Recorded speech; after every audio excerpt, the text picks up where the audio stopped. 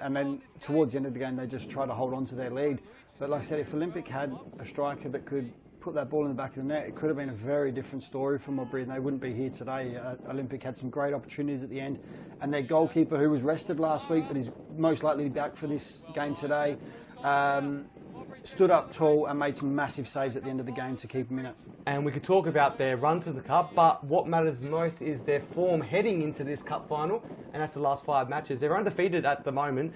Modbury Jets have had 3 wins from their last 5 and 2 draws, and those draws come against Metro Stars and South Adelaide on the weekend. So a 3-3 draw with South Adelaide, obviously that would just hurt them a little bit. Yes, it's hurt them in the league a little bit, but I think also Souths have got a lot to fight for. They're playing for that, trying to get out of relegation. But Modbury have also, we know, they would have probably had one eye on this game today.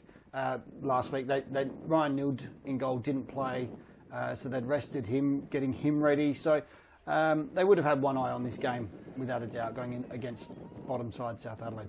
Well, let's head in to look at the other team today, Campbelltown City, as they had a tougher road to the cup final, where they kicked it all off against the Western Strikers. A 2-0 win there. Obviously, we spoke a little bit about it off air before the game, how it's been a tougher of the two. Yeah, look, I think they've probably had that slightly tougher run. They've had Western Strikers, Adelaide Blue Eagles, Cumberland and Adelaide Comets. So I think it's probably been a slightly tougher run in the fact that Cumberland and Blue Eagles are both sitting in that top 4 spot in SL1 fighting for promotion. So I think they've probably just had that slightly tougher run. Yes, and then the semi-final as well against Adelaide Comets, a 2-0 win at Service FM Stadium. Mark Marino scoring those 2 goals, so he's going to a big part in that game. So a very good semi-final down there. Yeah, look, Marino has been on fire the last sort of month or so, 6 weeks. He's scoring goals for fun at the moment. So I think he's a key player for Campbelltown in this game. We know they're all key players, but he's going to be one to watch out for.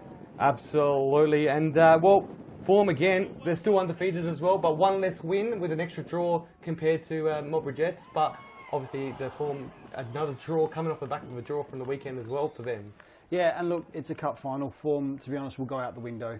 They'll both be up for it. They'll both try and win the game regardless. So league form will go out the window a little bit, and hopefully we just see a great game. Yeah, well, they'll look to try and get that extra win over Modbury Jets today. A big occasion. Well, it is a big occasion, and that's why we hired the big guns. He's a regular on the local game, and he's here for the pre-game show as well. Antonis Pagonis with a very special cup edition of Press for Time.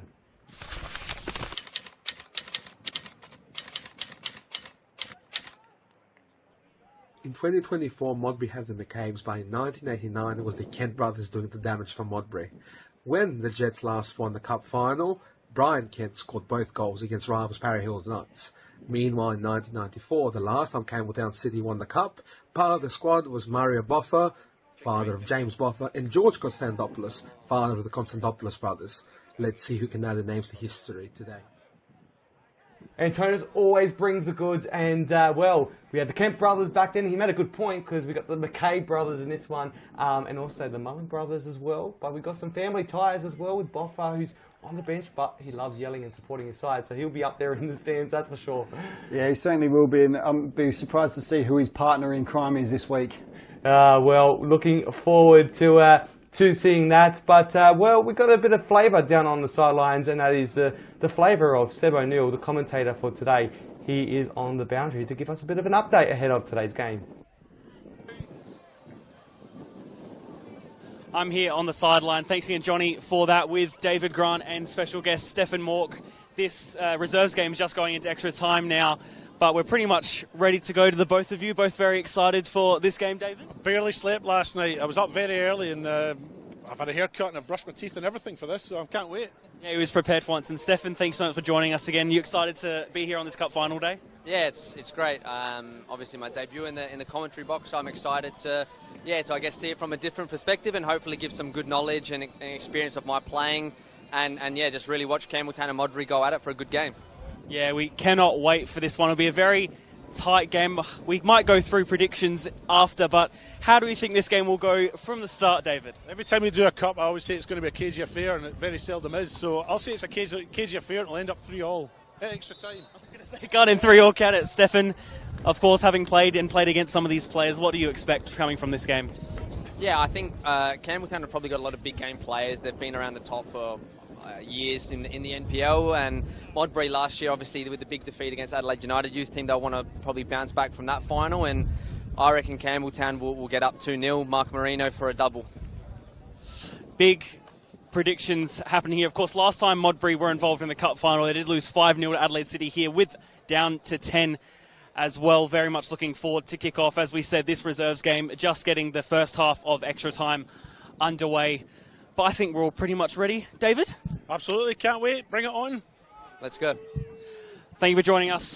We'll come back after a minute, but plenty of more cup action and pre-game action to come. Jesse, in the past few years, Modbury Jets have had a magnificent rise to the top here in South Australia. What do you credit that to the most, do you think? Just obviously with Morris coming in a couple of years ago, he came in with a plan and a vision for this club to get us to where we are now, and hopefully we can bring some silverware, and obviously that will be the success over the last 3-4 years with him. 2022 was the last time Modbury and yourself were involved in the Federation Cup final. It didn't go your way that day, but in just 2 years since then, what do you think the difference will be this upcoming Saturday? Well, obviously last time we were in the State League, trying to get promoted to get to this league. Now we've got different players, a bit more experience. We've been there, we know what the moment's going to be like, and yeah, hopefully this time it goes our way. Speaking of, you played Campbelltown in round 11 at Smith Partners Stadium and didn't get the 3 points. Is that an extra motivating factor to get that revenge from earlier on in the season, considering even your position on the table at this point in time? Yeah, of course. Like the game in round 11, it obviously went their way, but obviously we're looking to obviously turn that around and make it into our favour, and obviously bring some silverware back to Smith Partners.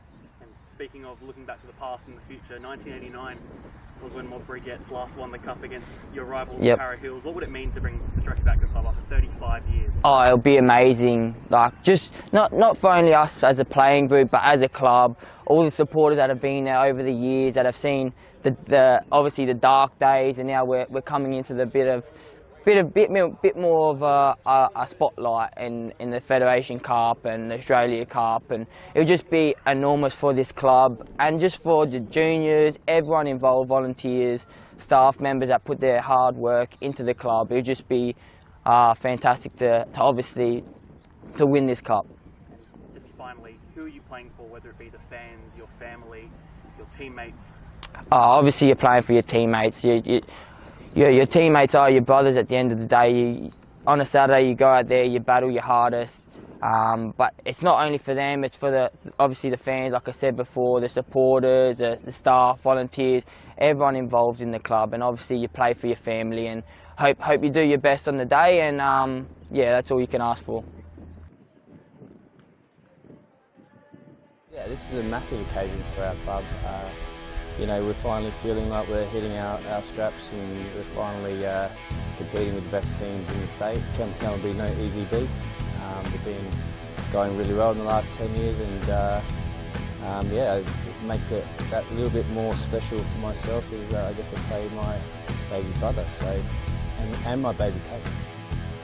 It's super special for the club. It's been such a long time. It's been 30 years since we've won a Federation Cup final, so hopefully we can win it for the club.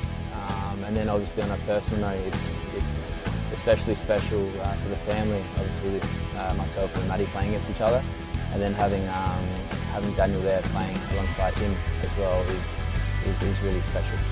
It will bring me back to those times where I played almost every day with them in the backyard after school. Many memories of not only my brother but my two cousins, Michael and Daniel as well. So I remember always it was Daniel and Maddie versus Michael and myself. You know, that unstructured play without any rules, 2 goals, 2 versus 2. I think that was the most fun and exciting times you know, in the game for me. The two younger the younger cousins or brothers, and we definitely copped it and had a few arguments from the backyards. Alex was in goals a lot of the time when we only had one goal to play with, because he was quite small. But we had such a good time. I mean, football's always been a huge part of our family, and it started in the backyard. And now we're kind of towards the end of our careers now, I guess, and to go up against each other in the grand final is kind of a really special moment to think back at all those times battling against each other, and hopefully it will be nothing short of a really good battle again. Playing against my brother is great, but my cousin's also playing too, so it's a special moment for the family, but it's a huge, momentous moment for the club as well, especially after such a long drought in not winning this trophy as well. 1994 was a big year for Campbelltown Silk Club. We played off and won the Federation Cup, which was one of the highlights of my career. And the celebration back at the club was just enormous. Still, when I catch up with players of that era, of that team, we still talk about it, and that's what happens when you win final. I was a member of Modbury's 1989 PGH Cup final winning team. Great memories whenever we catch up, ex-players from that same team, we still have a great time talking about it. Supporters, still catch up supporters from the day as well. It's always a good talking point. It will mean a lot for us to win this. Any trophy is so important for the club. If we do get that piece of silverware, which we've been going for a while now, a couple of grand finals, there's going to be a lot of excitement. Let's hope that Campbelltown lifts the trophy again, and after 30 years that'll be something really special. Seeing Modbury win it again this weekend against Campbelltown, it'd be a great lift for the club and for us ex-players as well to welcome them as cup winners. Alex, we've won some silverware together, but maybe it's time that the older brother wins, just like back in the day, back in the backyard. Maybe it's time, just as I'm getting a little bit older, that I'm going to say that you let me, but I'll win a couple of headers over you, and this time Modbury Jets can take the silverware home. A few arm wrestles back in the day, Matty, but I imagine today will be nothing short of the same. So looking forward to it. Well, a lot of history there with the Mullins, and a little bit of fire, friendly fire of course, with the two Mullen brothers, but they'll be excited, and I think the family in the stands will be very torn between who they go for. Yeah, there will be certainly split shirts. We need those half and half shirts just for the family. Yeah, we do, don't we? I'm sure they would wear it. Also, another cousin Mullen playing for Playford, not in today, but he can support one of his two cousins, who knows. But anyway, a little bit of a taste of the old school players in there from those 1989, 1994 Cup finals with Boffa and Ian Cole. It's cool to hear from them and what it means to them, and hopefully welcoming them to the party. Well, the fact that they've still got memories, fond memories of those days, and it's been 30 and 35 years, just shows what these guys can look forward to when, in another 30 years, that they're going to be able to catch up with their mates and celebrate their victory then. And we know how close the Mullins are as well. They've got the man picnic as well, so they'll be catching up with their mates for the rest of their life. Exactly. But anyway, they'll be catching up with some fans as they all do a road trip as well for the Australia Cup. Those fixtures are out at the moment, so let's take a look at where they'll be going for the Australia Cup. All away for the three South Australian teams. Campbelltown off to Moreton City Excelsior, whilst a short trip to Melbourne for the Modbury Jets against FC Melbourne Serbia, and also LA United Blacktown City, a big one for them, but exciting for the boys. I know how much I love their road trips. Yeah, not only is it a great road trip, but all three winnable games, I think, for the three teams, which is what we want, because we don't want them to get an A-League club straight away. Next round, that's when you want the A-League clubs. Absolutely. Well, it's ticking closer to kick-off, and we caught up with the head coach of Modbury Jets, Morris Natali, moments ago. Morris, you're coming into this final here with a little bit of mixed fortunes in recent weeks, including a 3-3 draw last week against South Adelaide. What have you done through the week to try and address that and to get the players motivated for this big game?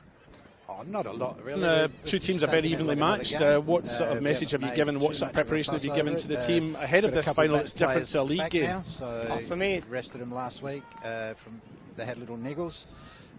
So no, look, we're confident. We're just happy to be here and see how it goes today. Good. So secondly, the Modbury have been in 3 finals. The first one was 1989, which they won when you and I were just nippers. Is there a bit of a weight of it? Is there a bit of a weight of expectation on the team with regard to that this could be the first win in 35 years? No, look, we're just basing it on the last few years, actually. So we've been in 2 finals and lost both, so we'd like to be at the other end of one. Okay, well done. Good luck today. Thank you. Thank you. Well, he's always generous with his time. Also, another coach generous with their time, Michael Matrucciani. We also caught up with him just moments ago as well. Should be a tight game, this one. 2 teams are very evenly matched. What sort of message have you given, what sort of preparation have you given to the team ahead of this final that's different to a league game? For me, it's not different. Every match is we go to win. We're very excited for it. Obviously, there's a trophy at the end of it. We have already qualified both sides for the round of 32. That's the biggest prize of all playing in this cup competition. But both teams are evenly matched. Most of our games over the last couple of years have been good thrillers, so we'll hope it's going to be the same, but hopefully this time we get to the chocolates. You've been practicing penalties this week? No. Well, they're raring to go, we're raring to go, and I'm sure all of you are raring to go for the Cup final. We're only moments away from kick-off. Don't go anywhere. Thank you for joining me, Mark. Thanks for having me, as always. It's been a pleasure joining us today. This is the local game pre-game show for the very first time on the Football SA channels. Thank you for joining us, and we hope you enjoyed it. And kick-off is not far away. Don't go anywhere on the other side. Your match day commentators will be joining you for kick-off in the Federation Cup final between Modbury Jets and Campbelltown City. Who will be taking the cup and who will be rewriting history after a very long wait?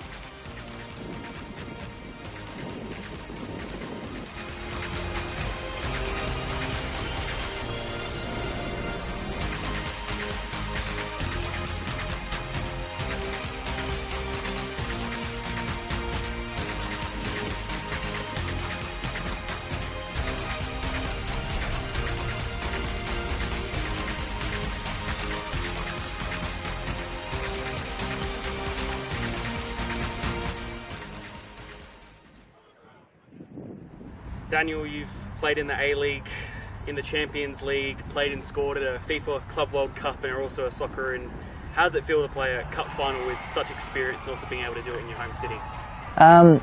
It's always every footballer's dream to win trophies, and this is no different. I've never won a cup trophy before in my career, so this is one that I'd love to get ticked off.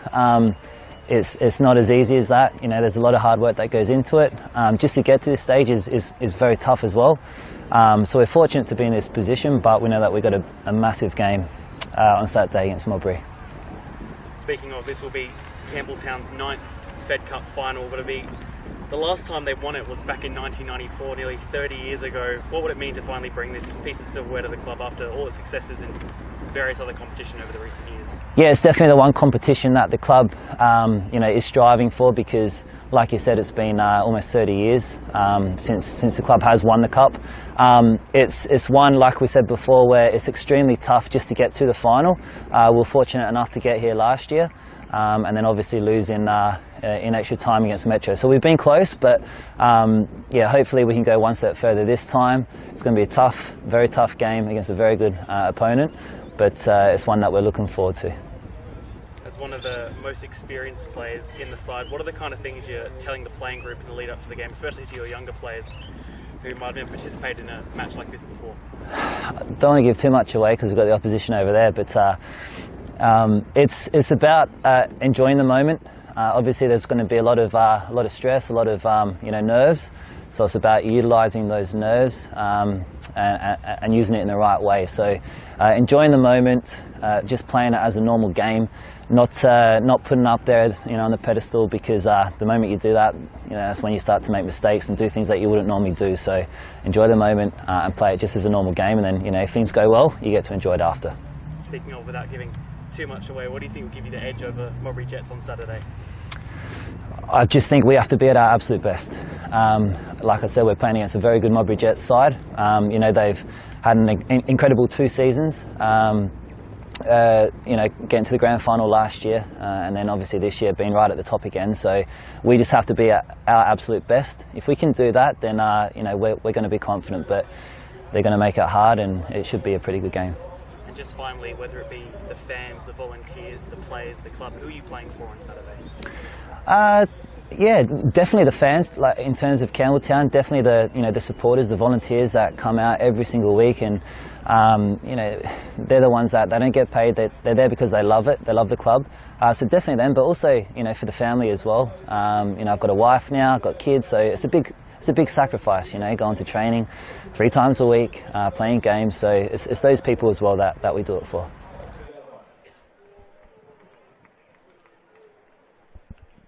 Hello and welcome to Service FM Stadium for this year's 2024 Federation Cup Final here at Service FM Stadium. Modbury Jets and Campbelltown, blue versus red in the Cup Final here in South Australia. 2 top teams in the First Division battling it for the Cup competition. This game just on a slightly delayed kickoff due to the reserves Cup Final going to extra time and penalties, which Adelaide Croatia Raiders have won on penalties. The Under-18s Grand Final also going the way of FSA NTC Under-18, and Croydon falling short that game too. A good crowd slowly building here at Jeps Cross. Originally scheduled for, as we said, a 2:30 kickoff. Will kick off at 2:50. These 2 NPL sides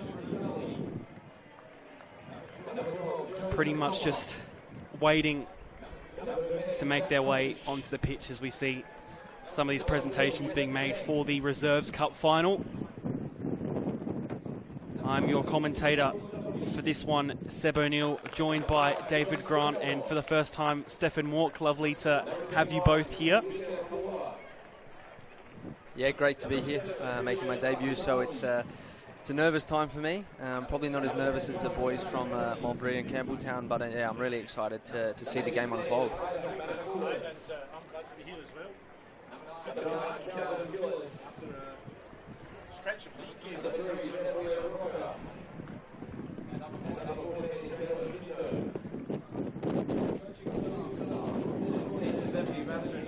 These 2 sides have had an interesting road to the Cup, playing both State League 1, State League 2 sides across the competition. And both sides themselves in pretty good form themselves. Campbelltown in their last 5 games have been unbeaten, but only one of those has actually been a win. That was 3-2 against Adelaide Olympic at Steve Woodcock, whereas Modbury Jets have been a bit on and off with a draw and a win pretty much in the last 5 every single time. We spoke a little bit pre-game, Steph, about what to expect, but having played on these big occasions at times, what's it like as a player to really be here on the day? Yeah, I think a cup final is one of the biggest things, especially for these boys. A lot of them haven't played at the professional level. The NPL level is still a great standard, and for them this is the pinnacle. So they've worked hard throughout the season. You think back to pre-season day 1 when you're doing crazy running and how unfit you are, and to get to a cup final like this is exactly what you're working for. And I'm sure both teams are raring to go. League form is kind of irrelevant in the cup final, but the beauty of it is if you do win this, I'm sure it's going to give you a lot of confidence for the rest of the season as well in the NPL. So they would have slept well last night, woken up this morning, I'm sure, excited to go. Hopefully they haven't burned too much nervous energy, but it's just about staying composed, not trying to do anything different to what you've been doing, what the coach has been working on you with throughout the season. And a lot of the times it comes down to moments, with the ball, without the ball. You don't want to make mistakes, but if you're an attacking player, that both of these teams have class, they need to step up when they get that chance to score. So I'm really excited. There's a lot of quality out there, and like I said pre-game, Marino has hit some form. I think for me, he's going to be in for a big game. Speaking of sleep, David, how much of it did you get last night? Looking forward to this one. To be honest, I didn't sleep very well last night at all because I was that excited about this. I was really looking forward to it. So Didn't get a lot of sleep last night, but woke up very early as well. Took the dog for a walk. I'm probably more nervous than some of the players. It should be a good game. I know it is a one-off. It's a cup game, and so yeah, league form is perhaps a little bit irrelevant, but it is second on the ladder versus fourth on the ladder domestically or in the state. So two very closely matched sides, and I would expect a very tight contest. We saw Mark and Johnny just talk about it before they rode to the cup. We'll go through it just one more time. Modbury Jets, of course, none of these sides competing in round one, both starting in round two. Modbury Jets a 4-0 win over Seaford Rangers. Stephen Macheda scoring 2, Francesco Scamitzi scoring as well with an own goal on top of that. Then a 2-1 win over Adelaide Victory with Jordan O'Doherty and Hamish McCabe scoring for Modbury that day. A 4-0 win over Croydon where Josh Hernandez, Scamitzi, Macheda and McCabe of the Liam variety got on the score sheet as Croydon were down to 10. And then that semi-final which qualified them for the Australia Cup final rounds, 1-0 over Adelaide Olympic, courtesy of an own goal through the Adelaide Olympic goalkeeper Gianni Tremonton. Going over to Campbelltown, round 2, a 2-0 win away against Western Strikers of State League 1. Josh Murray and Alessio Malisi on the score sheet that day. 3-1 win in round 3 at home against Adelaide Blue Eagles, who at that time were in very good form, but Josh Murray, Alex Mullen and Joel Allwright getting on top of them that day. Round 4, 2-1 over Cumberland United. Josh Murray and Harley Jepp for Cumberland scoring the 61st and took them all the way to the 94th to win the game against State League 1 side Cumberland. And then that Cup semi-final 2-0 win with Mark Marino getting the double. Mark Marino, their top goal scorer for the Cup alongside Josh Murray, and also their top goal scorer for the league. So, Stefan, you've definitely spoken him up a little bit. Yeah, I messaged him this morning actually, wishing him luck and seeing if there's inside information he can give me. But yeah, I think Mark's a top quality player. In my eyes, he should have probably played at the A-League for a little bit longer. Obviously injuries happen and different things, but he's been phenomenal in the NPL since he's come back here for Campbelltown, and he's scored a lot of goals. He's been a big reason why they've won a lot. And like you said, in the semi-final, he steps up with a double, and I think it was in the round 4 he scored the winner in the 94th minute. So, as a striker, if you're scoring goals like that in big games, these moments here, cup finals, you're walking out there with confidence, your shoulders back, and you're just waiting for that chance. So I think he'll be excited and ready to go, and he just needs to make sure I told him to work hard and not be lazy off the ball. Was there an element of mistrust on his part when you called him up asking for inside information, given your new role here? Yeah. Well, he actually messaged me earlier in the week trying to get a jersey for a fundraiser. So I wasn't able to get him one in time, so I said, listen, I didn't help you, but you can still help me out this time. So yeah, he's actually a great guy, and I think that's the best thing about a lot of the football in South Australia. All of the people involved, obviously they're on different teams. It's Modbury against Campbelltown, but everybody knows everybody. South Australia is a small place, and if you're in football, everybody just wants the best for each other. So for this day, obviously Modbury and Campbelltown will not be friends, but for everyone that's out here watching, they've got friends, they've got people they know out there playing, and it's great to see the crowd slowly building because it's going to be a big day.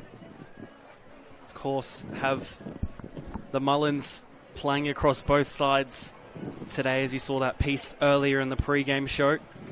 All great players in their own right. So you look at the tunnel and at the mascots as well. Of course, this time last year in the Cup, Campbelltown involved in the Cup final there as well, losing in extra time to Metro Stars and Ren Nagamatsu scoring that late goal to get over them. The year before that had Modbury Jets in the Cup final, but they were only in State League 1 that day and lost 5-0 to what at the time was a very informed Adelaide City. Darsim Shaxi got sent off as well that day in the starting lineup as well for this match, looking to be playing in the central of midfield. We'll go through the lineups once they've walked out.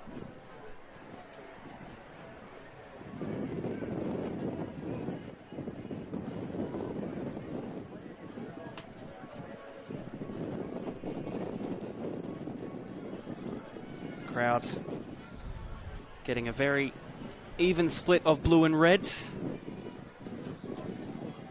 Great to see it having built up as well since the last game, the final that we just had beforehand. So good to see the numbers still building up from that. People hanging around waiting to see this later kick-off. Are we kicking off a little bit later than we normally would, Seb? 2:50, so roughly 2 minutes or so away. I assume the players will be walking out sometime soon. It's a fair while since Modbury Jets have had a win over Campbelltown, back to the 13th of March 2020. So that's league form, of course. I couldn't find a record in recent years that they played each other in the Cup, and I'm happy to be corrected if that's the case. But if we go back to that game back in the 13th of March, Donny Pollock was the goal scorer. He's now at South Adelaide, scoring a 1-0 win in a home match for them. But that is over 4 years ago. Now, I know we did do predictions pre-game, but I'll just ask one more time so we have them confirmed from the both of you. 2-0 for Campbelltown. You're sticking with it? Sticking Mark with Marino it. for Mark both? Marino, yeah. And I just ran into his dad and his brother-in-law as well, so I think that's a good sign. David? I think there'll be goals galore in this one. Modbury Jets are coming in, the second top scorers in the NPL. They scored 42 goals. Only Metro Stars have got more than 44. So I think Modbury will get a couple of goals. I think they'll get 3 goals, but I also think Campbelltown will get 3 as well. So I'm looking at a 3-3 draw after full time, no goals in extra time, and we go all the way to penalties. And you'll have to cover that one, Seb, won't you? Just looking at the history of the Cup there on that trophy. Goes back many, many years. 1907, the first edition of the Cup final was played. 117 years ago. The second oldest Cup competition in Australia, or oldest state Cup competition. Of course, both of these sides have their Australia Cup duties coming up soon. Modbury over in Melbourne, so Melbourne, Serbia. Campbelltown over to Brisbane against Moreton City Excelsior. Yourself, Stefan, against Blacktown City will be a very interesting game, that one, I think. Yeah, we're very excited. I think, you know, as a player, the pre-season in the A-League is very long, so these Cup games are massively important. So, you know, we've been back this week.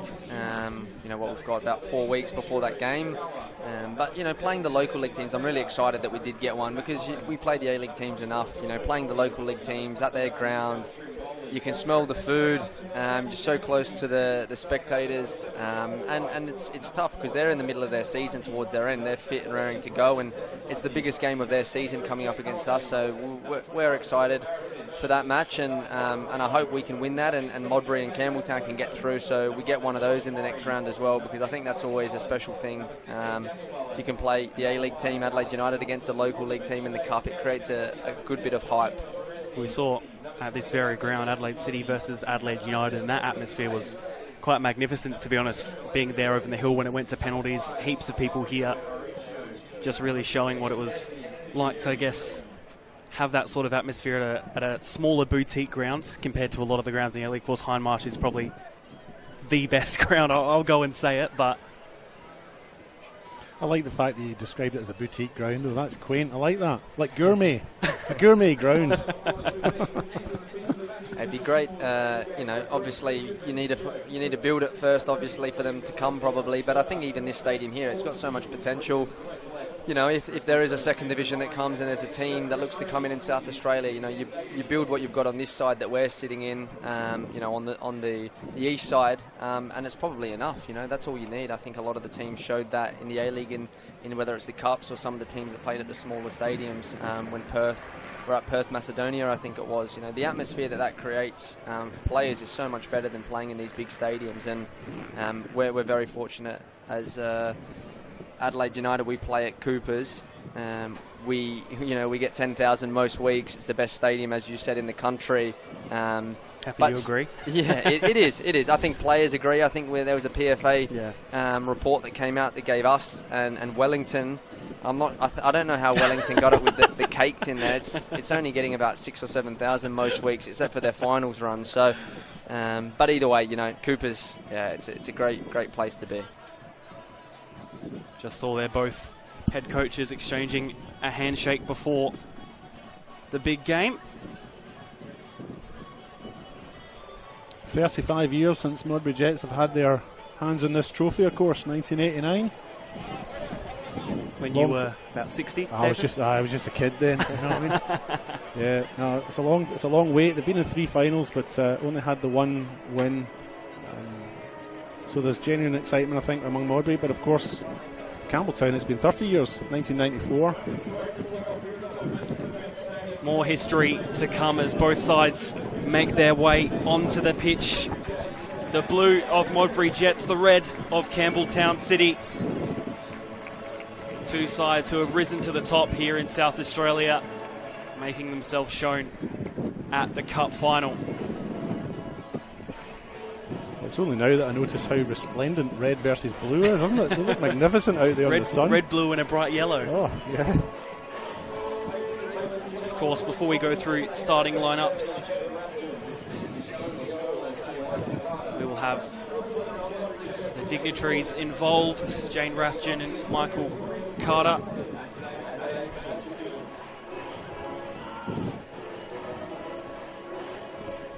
Both of the club presidents from both sides.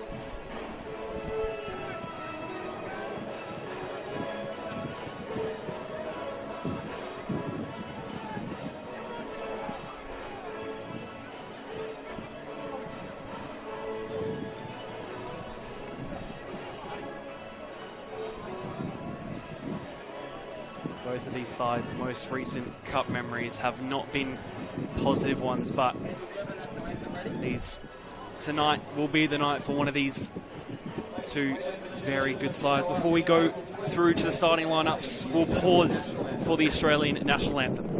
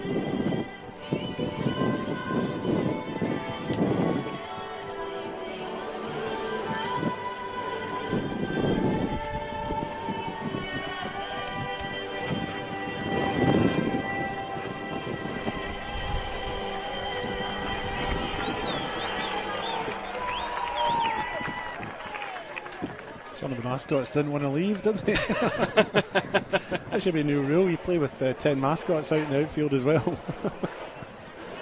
Into the starting lineups we go, starting with the designated home side of the Modbury Jets. Ryan Neild in goal with a back line of Daniel Detroyer, Paul Wilson, Timothy Henderson and Joku Woldasum Shaxi as the defensive midfielder you'd imagine there. Lachlan Wilson, Jesse Francesca the captain,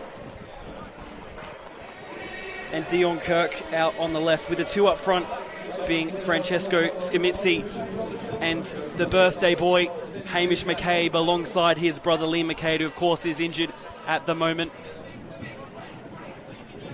Presenting the match ball today, Shane Robertson from Go Sunny Solar, with our official refereeing staff. Christian Verdicchio last refereed in the Cup with Campbelltown against Cumberland in the quarter-final. Assistant referees Liam Miller and Dion Turner, with fourth official Regis Quefalek.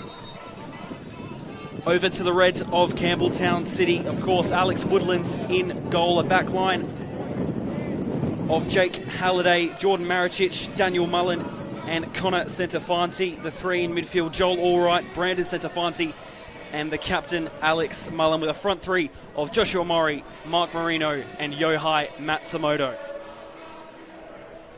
On the benches for Modbury Jets, Matthew Mullen, Giuseppe Macheda, Kenshiro Ichikawa, a new signing. Number 20, Thomas Hughes. 24, Jordan O'Doherty makes his way onto the bench. And number 29, Luca Trimboli. Over to Campbelltown, Mario Orico, the number 5. Number 10, Joshua Baresi.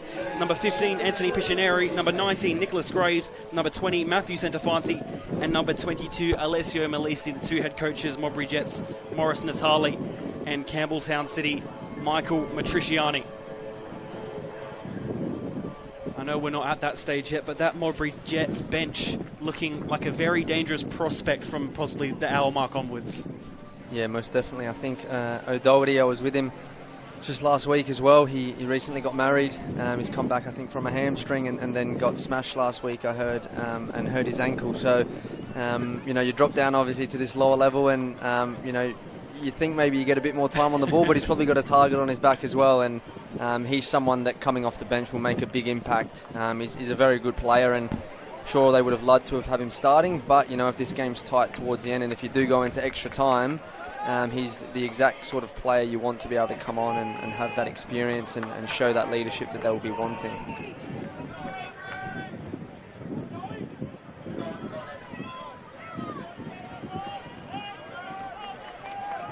The 2004-24 Federation Cup final. About to get underway. Mark Reno to start us with kickoff.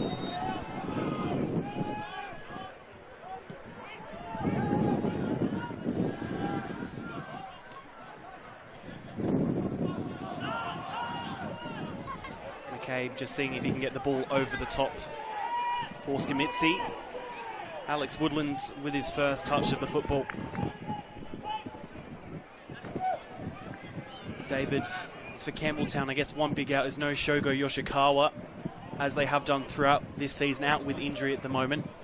Has been a big player for them ever since he's joined. He has, yeah. So I think it was a hamstring injury at South Adelaide a few weeks ago, if my memory serves me correctly. It should, I was there, but but yeah, he's obviously been a bit of a miss for them. I've seen him in the crowd, so he's definitely here to offer his support.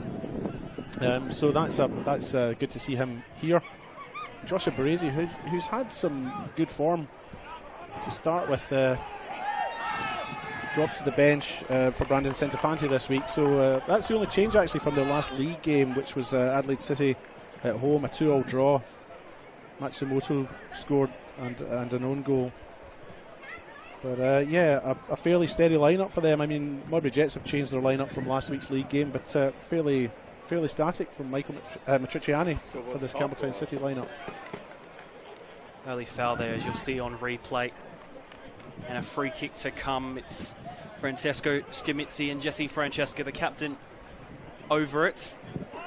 What a way to start the cup final if this one is aimed directly in. It would be an unbelievable start for Modbury here. I think early you want to create chances, and Hamish McCabe has picked the ball up, and let's see how they go. Looking at the target, but just going high and wide. Goal in the first 2 minutes would be the stuff of dreams, wouldn't it? It's always normally cagey when you start these big finals. No team wants to make a mistake. There's a lot of long balls, and I don't know why, but coaches tend to say first 5-10 minutes, especially in finals, just knock it long, turn the other team around and kind of fill your way into the game, and that's how this is slowly starting right here. Here's Alex Mullen, the ever reliable for Campbelltown City.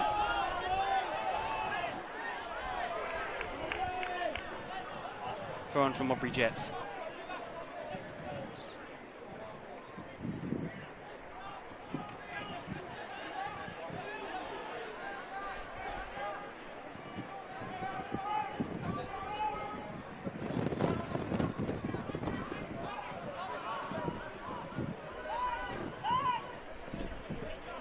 Halliday. All the way back with Alex Woodlands in goal.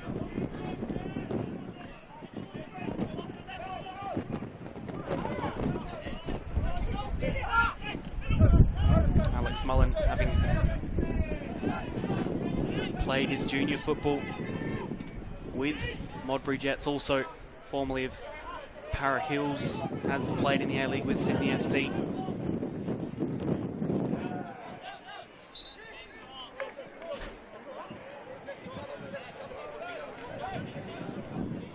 It's fairly breezy out there, isn't it? I mean, when we started, I noticed that when we came in, and if you look at the corner flags, there's a fair gust blowing across the park. I wonder if that might have a bit of an effect through this game as well, I don't know that it's going in one direction. It seems to be kind of swirling, at least that was my impression.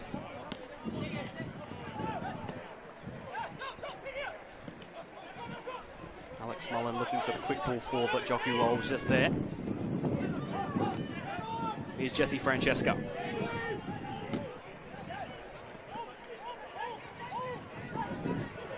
Little battle there, but Skamitzi gets away with it to Hamish McCabe. Goes wide with Dion Kirk, takes it past one. Shouts of a handball, referee says no. And not enough on that shot to really test Alex Woodlands in goal. Skamitzi and McCabe look like they've got a great partnership up forward. I think, one dropping deep, the other one going in behind, and they're going to cause problems in these first 5 minutes. They've already created 2 good chances there, and Dion Kirk probably would have liked that shot again. He was a bit off balance, but great early signs for Modbury Jets, and Campbelltown need to work their way into this one.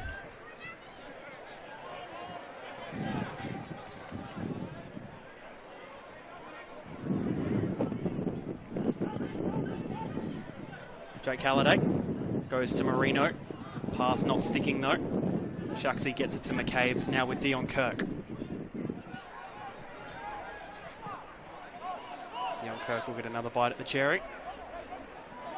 Looks central for Francesca, has Joku Wall and does take that option.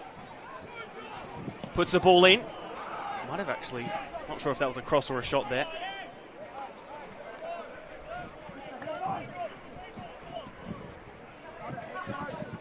Showing that they're prepared to have a go, aren't they, though, Modbury? I mean, I think these first 6 or 7 minutes that we've played so far, Modbury have looked like they've settled maybe a little bit better. I don't know if Campbelltown are just sitting back and soaking it up, or if they find themselves a bit in the back on the back foot a little. But Modbury looking good in these first 5 minutes or so. Well, David, if you do recall from that game against Olympic, that first half against Comets, was pretty much dominated by Comets for that first period, and then Campbelltown really grew into that game thanks to also Comets pretty much being unable to finish in that match as well. Yeah, I mean, again, you're asking me to test my memory on something that happened more than 3 days ago, but I do remember that game. And you're dead right. Campbelltown didn't settle straight away. They just sort of sat back. I felt they kind of soaked up the pressure, and then when they were comfortable, came into the game. I think that was Connor Centefante. He's almost underhit that back pass there to his keeper, and that is the last thing you want when you're early in a match. So we'll see how he reacts next. But here's Hamish McCabe. Campbelltown managed to deal with that ball out of defence. Alex Mullen dispossessed by Skamitzi. Bit of a tussle there, and Shaxi's fouled. Shaxi, a player who probably doesn't have fond memories of cup finals, got sent off in Modbury's last one against Adelaide City. And here's you reminding him of it.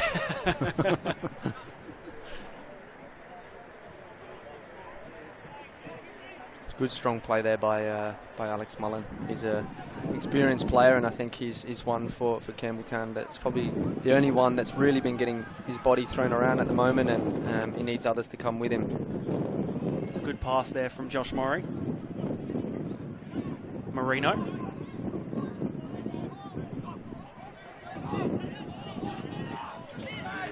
Pass. Not too right.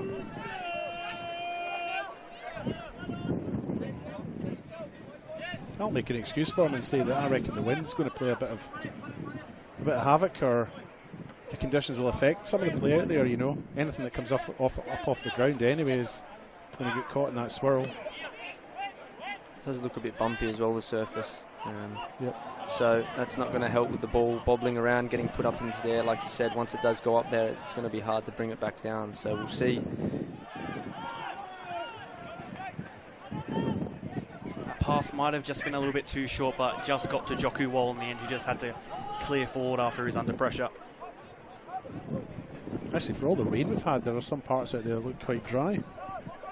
We have had a lot of rain in the last week or 10 days. I was going to say, we've been quite fortunate today. It's been quite nice weather for football. It's been nice and sunny. I think rain was originally expected for today.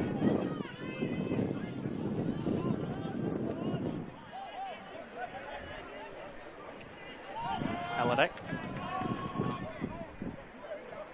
Jordan Maricic across his back line to Daniel Mullen.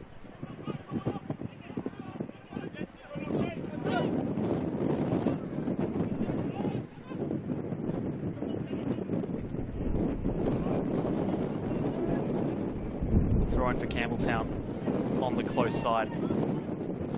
And for the first time this afternoon, we'll cross down to Mark Talbot on the sideline.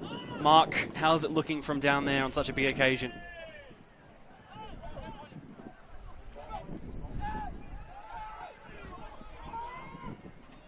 There's plenty of people on both sides of the pitch. And it's very exciting actually from down here, just seeing the way Morris and Michael both approach this game. Morris very quiet, just happy to sit back and relax a little bit at the moment, whereas Michael's a little bit more up and about and talking to his players a lot more.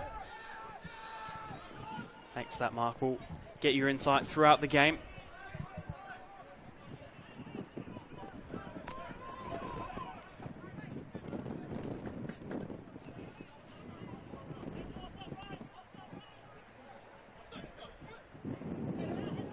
Campbelltown just slowly building ever so forward. A ball coming into the box at the back post.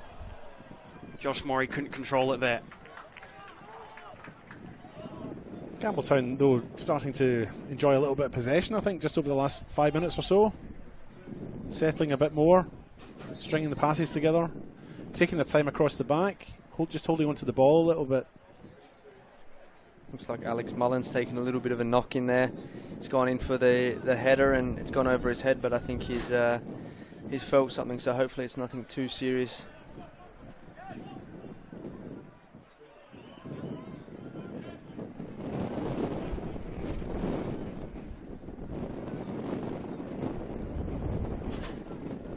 Throw on the far side for the Modbury Jets.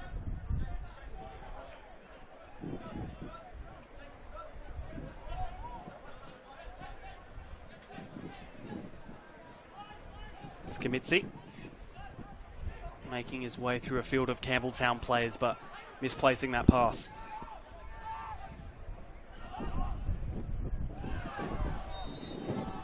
Shaxley, I think, just going in a bit too hard for Christian Verdicchio's liking. I thought that was a good tackle. Actually, I did too.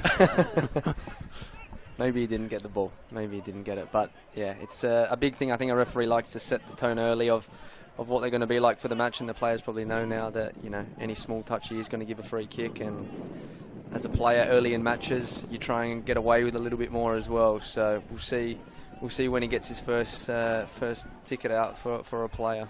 I think Morey was in the air. I think that's what made it maybe look a little bit worse than it perhaps was. Here's all right. The effort going wide in the end from Mark Marino, but his first real opportunity at goal. They're quite dangerous in that front third. Campbelltown, whenever they get the ball up there, you've obviously got Marino, as we've spoken about pre-game, left or right foot. He's cut inside there on his left, and it's not too far wide, so Modbury will definitely be cautious of him. And then you've got Morey, Alex Mullen and Matsumoto, so it's a very, very attacking front third, and they'll cause a lot of problems for Modbury if they can get the ball up there regularly.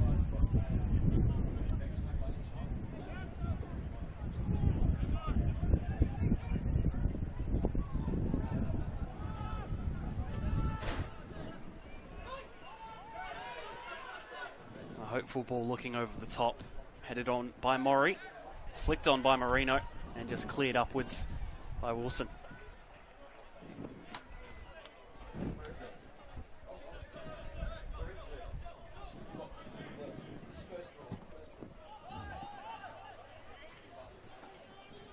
Daniel Mullen at the back for Campbelltown.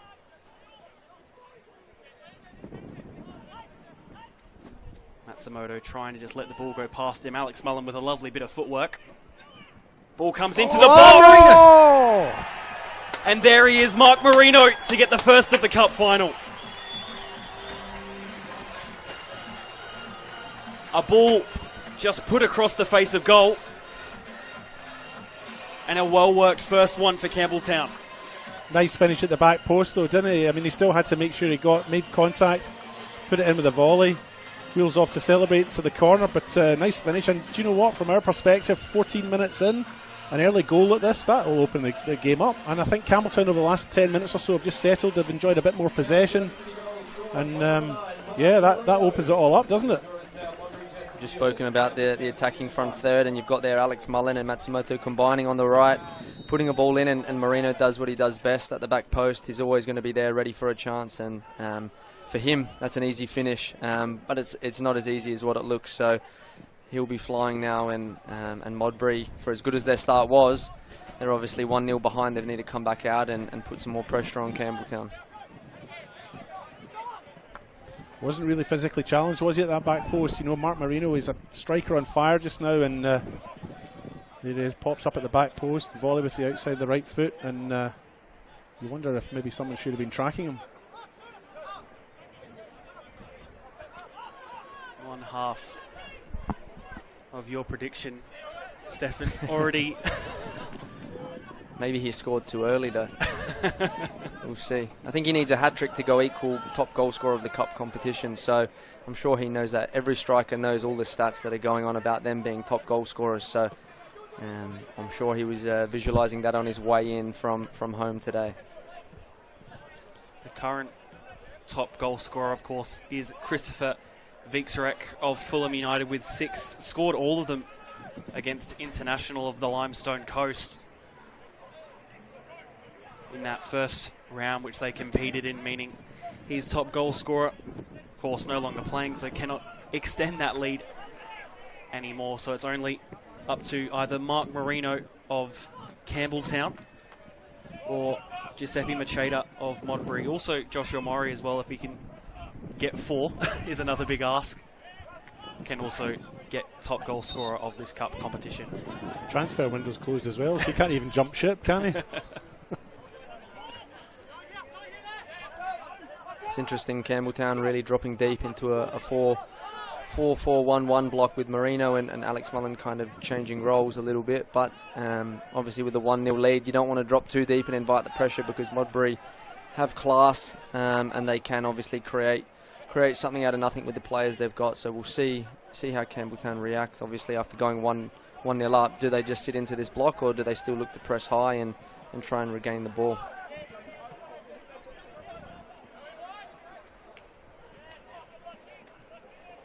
Henderson looking for McCabe over the top. Needs to be dealt with by Jordan Maricic, and is so. Modbury still just looking on the edge of the box. Again, another real battle, and well done by Daniel Mullen to win it for Campbelltown. Halliday couldn't get the pass off. Scamitzi.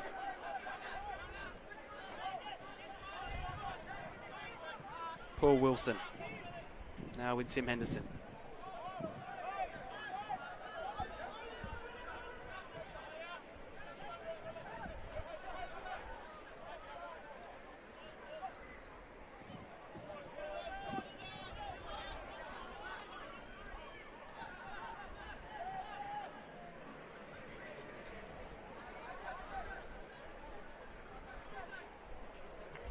Josh Murray pulling out the footwork, but just keeps it for the Campbelltown throw.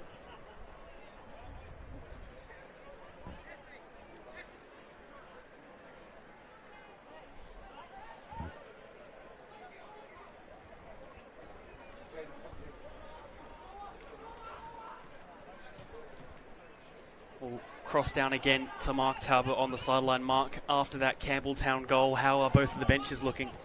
Yeah, look, Modbury haven't changed much at all, Michael.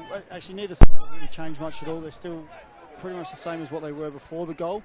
The big thing that I've noticed is Alex Mullen is struggling quite a bit at the moment. They've sent the Campbelltown subs out for a warm-up, but I'd say Alex will stay on, but he is really feeling that knock he took a bit earlier.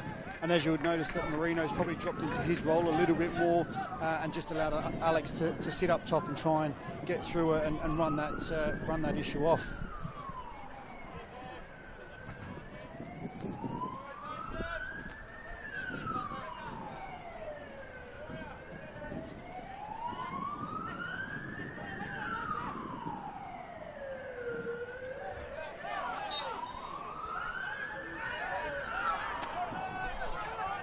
Modbury free kick.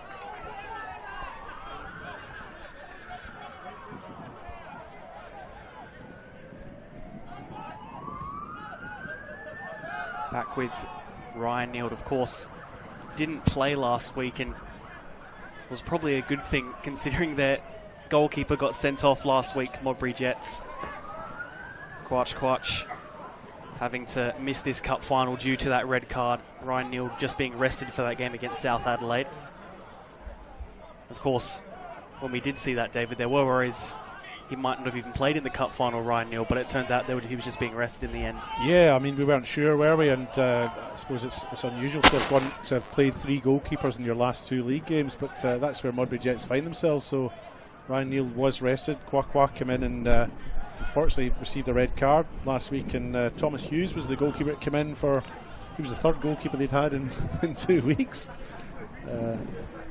Unforced, of course, but yeah, Ryan Neal back between the sticks, and unfortunately he finds himself 1-0 down, but a long way to go. 20 minutes gone, so plenty of time to pull it back.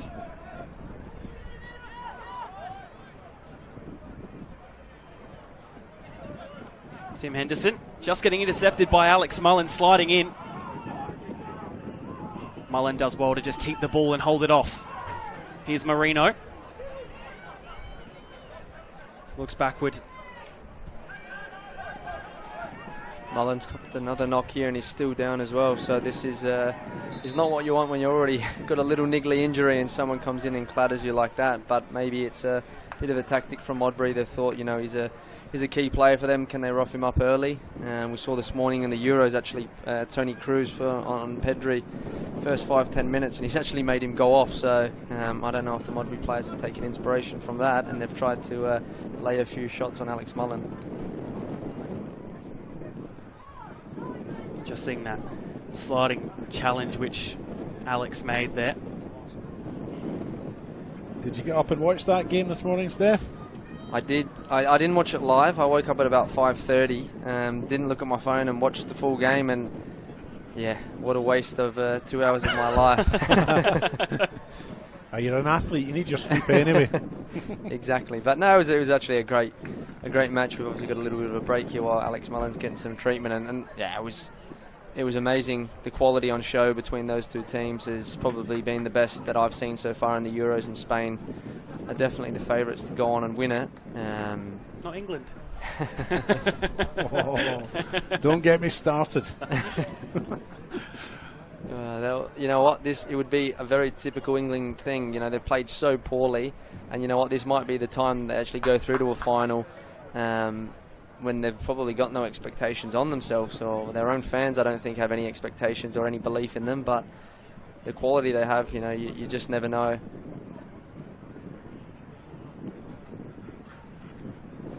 About to restart play again. Alex Mullen still just with the trainer on the close side. On his haunches, but looks like he'll make his way back onto the pitch. Like you said, if this keeps happening, I can't imagine him playing a full 90 if it's going to be like this for him all match.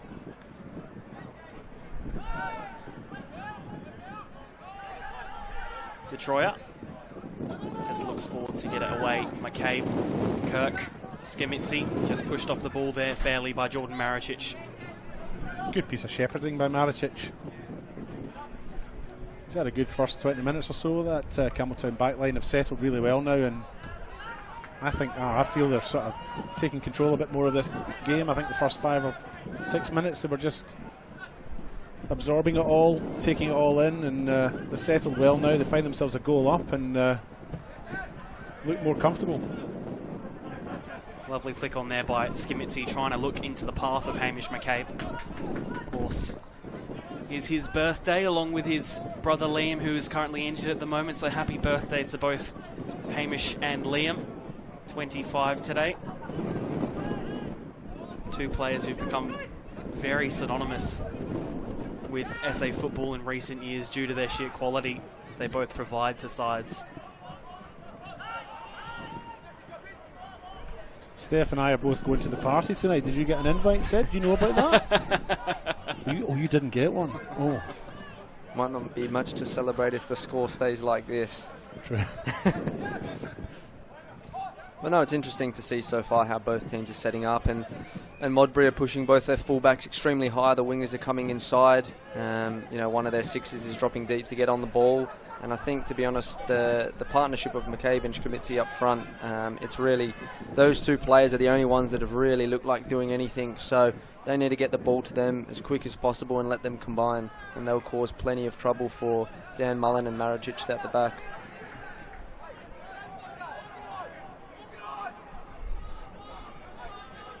Modbury with the ball far forward at the moment, just sort of being held in a corner by Campbelltown, not allowing them to get out.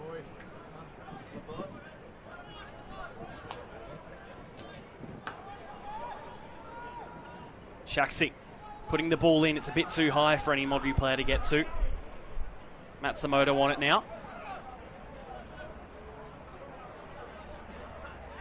Just having a tussle with Lachlan Wilson, but gets out of it.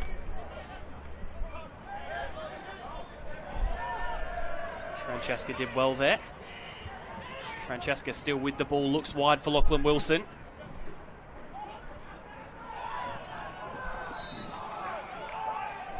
I think it's gone out of play. Goal kick for Alex Woodlands.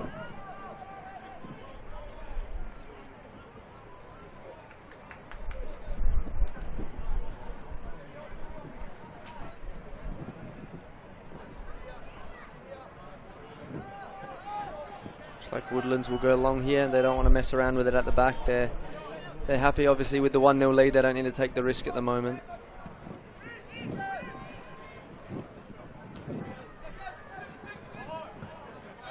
Kirk missing that, giving it away for the Campbelltown throw.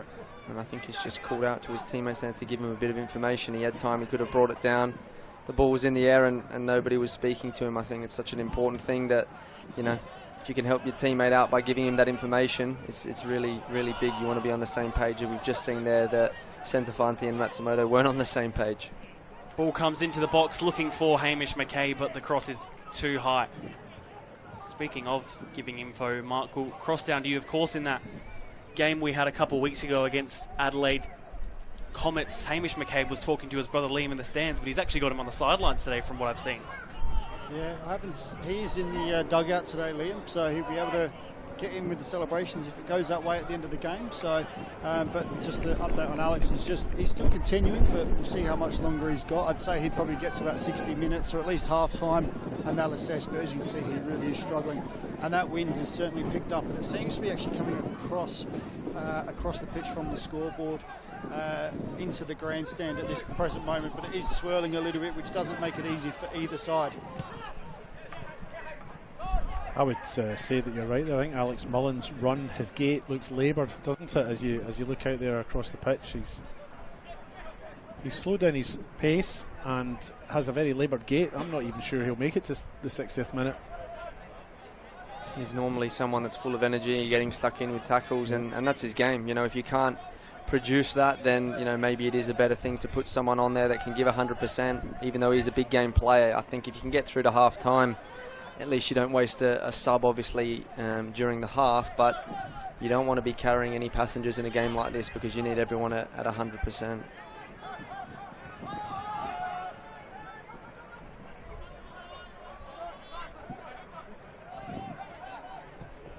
Ball over the top. Again, a bit too much on it, but McCabe just will have to try and rush to keep it in. We'll go out for the Jets throw.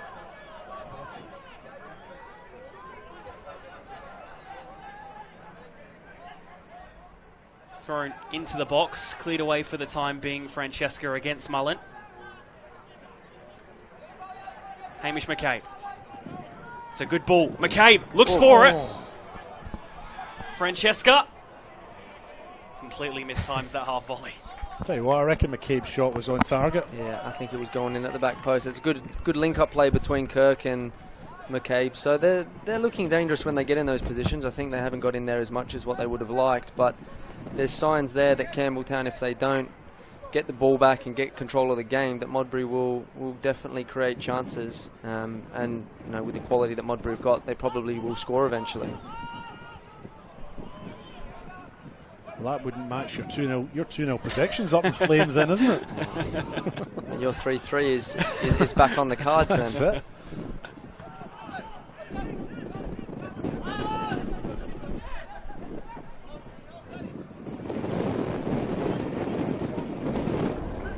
Joshua Murray just trying to get past, keeps it in play.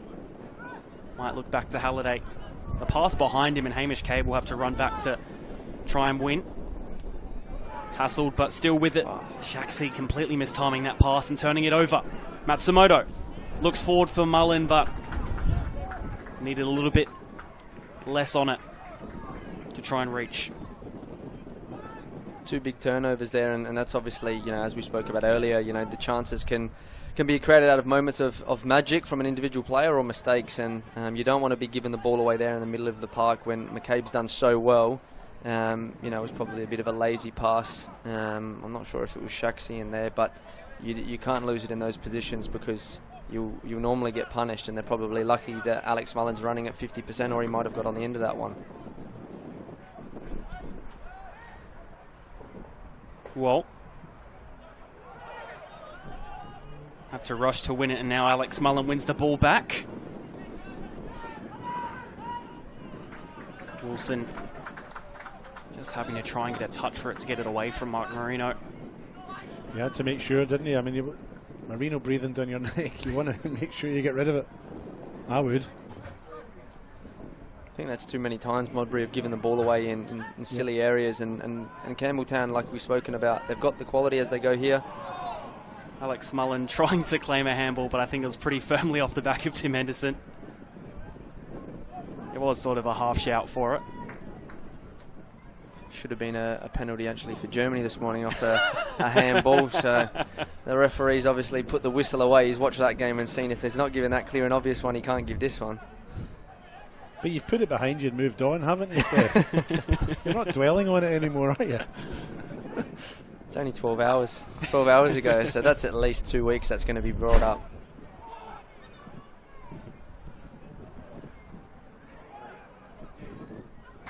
Will fall right into Alex Woodlands. I'm with you. I've got a soft spot for Germany as well. I've got some German heritage That's myself. surprising. So, no, I've got some German heritage. I've put all that first opening game well behind me now and moved on. But Germany's always been my second. Well, no, I've got to say third because Australia's got to be my second team, isn't it?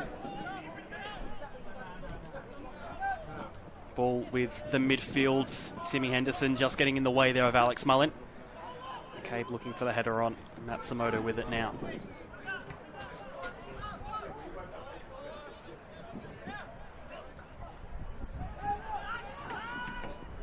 Alex Mullen had dropped very deep for that, hadn't he? Here he is again. Aiming for Morey or Halliday, but gets to neither.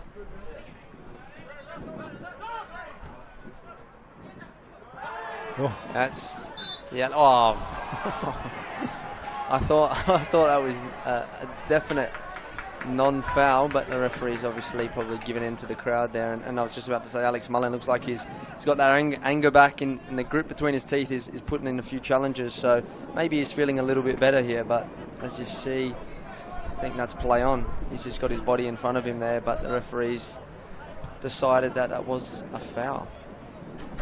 Midfielder backing up a midfielder, wouldn't expect anything different. I'm a big fan of referees just letting the game flow. The less they blow the whistle, the better it is for everyone involved. So obviously, they need to call what they think is there, but sometimes the more you blow the whistle, the more, I guess, angry the players get when you're playing out there, and no soft fouls given it is better for the spectators, and straight away as a player you know that you can't go down too easy. So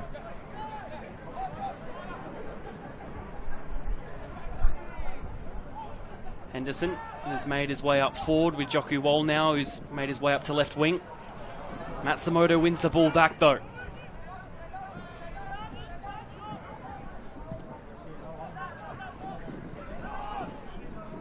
Timed well by Wilson.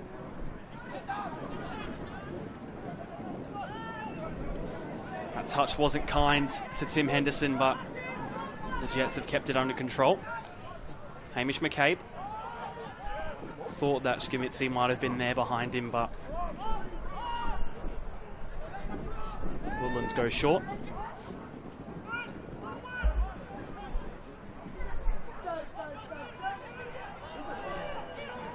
Matsumoto's probably been the most impressive player, I would say, on the field. He's won the ball back a lot, and he's looked very good whenever he's been on it.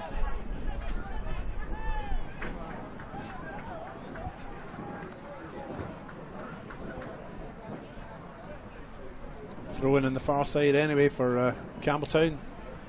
But here's a very interesting development. It looks like Giuseppe Macheda is looking to come on 10 minutes before this first half. I'm not quite sure for who, but must be a tactical substitution. Nobody looks like they're struggling. If anything, we were thinking it was maybe going to be Campbelltown with Alex Mullen.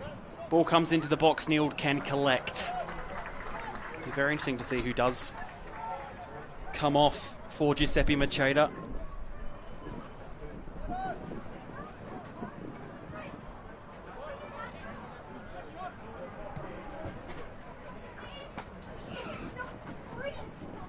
Mark will cross down to you. What do you have for us? Yeah, Giuseppe Macheda is coming on, and it's actually number 27 is going to come off, which I believe is Joku Wall.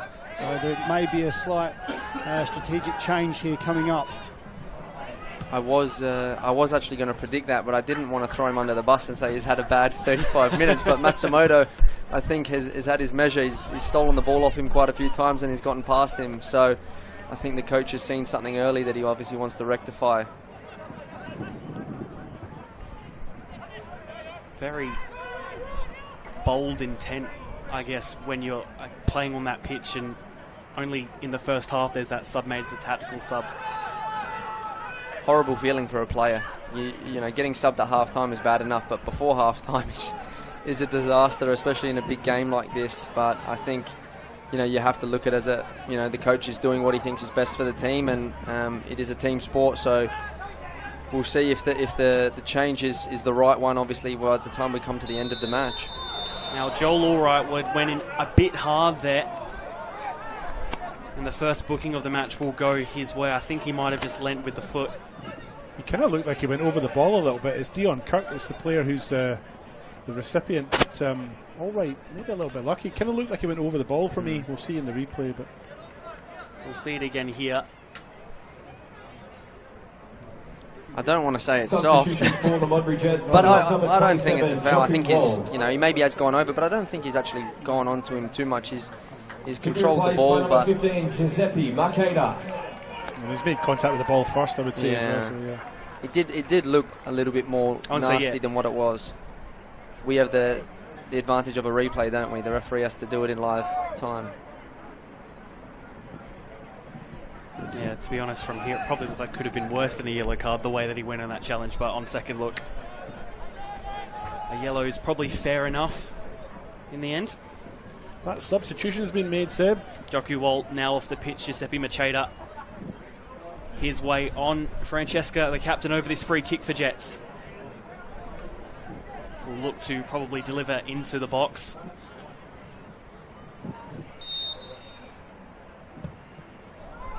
At the back post, needs the header, only over. It was the right area though, wasn't it? Come in just at the right height. Would have been looking into the sun though as they leapt up for that head, you know, so might have been lost in the sun a little bit. Packed penalty area, of course, as well. Yeah, I think it was Shkomitsi that's jumped maybe a little bit too early on that, and with the wind it's always hard to judge it as well. But it's a good sign for Modbury if they can get some free kicks in good positions. They'll obviously cause Campbelltown some trouble.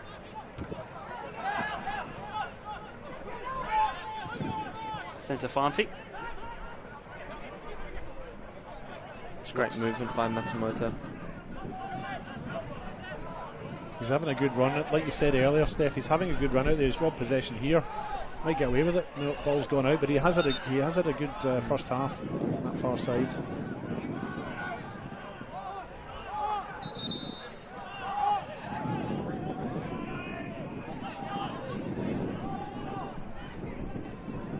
I'm just just trying to see if Makeda's been deployed in the same spot as the Jocko Wall was on. Yeah, I think he has. I think he's gone into that left back spot, and I think the coach has probably said one thing to him: stop Matsumoto. Yeah. Don't let him get on the ball, and don't give it away when you've got it.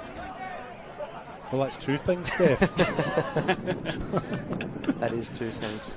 Sorry, two simple things, though, isn't it? Yeah. Simple instructions. Yeah.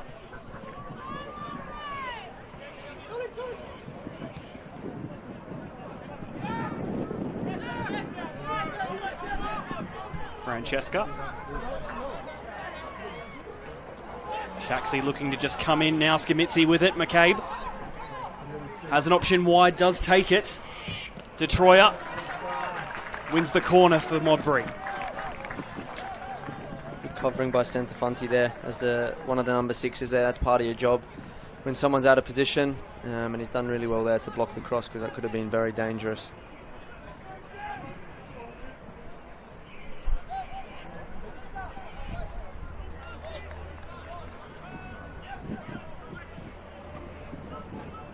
They go short at the corner. Deflected off the back. Claims of a handball, but none given again.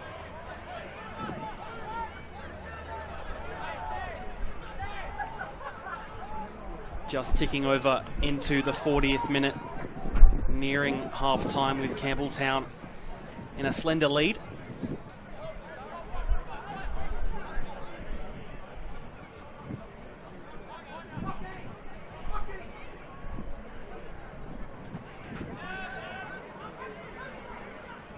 Here's McCabe. Again looking for that ball through. Dealt with by the Campbelltown defence in the end. It's a red wall, though, isn't it, when you get into that penalty box? It's very well compressed, hard to break down, just packed. Red wall, that was good, wasn't it? You like that red wall?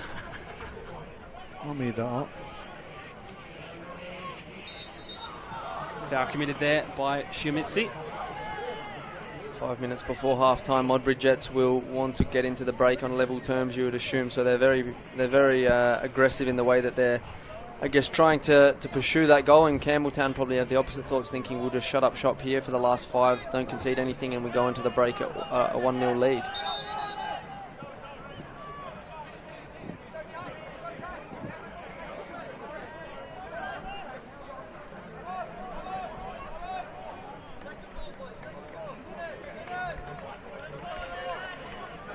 Woodlands to take.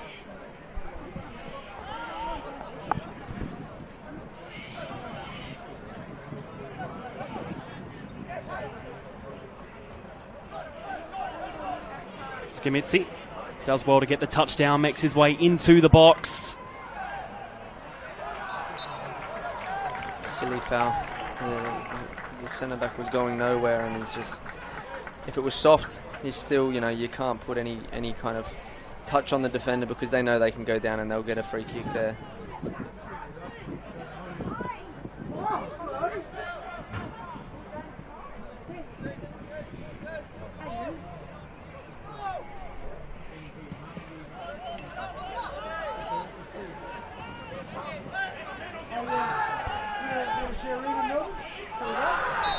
Eight against 8. Shaxi, the one that gives away the foul, and is also into the book as well.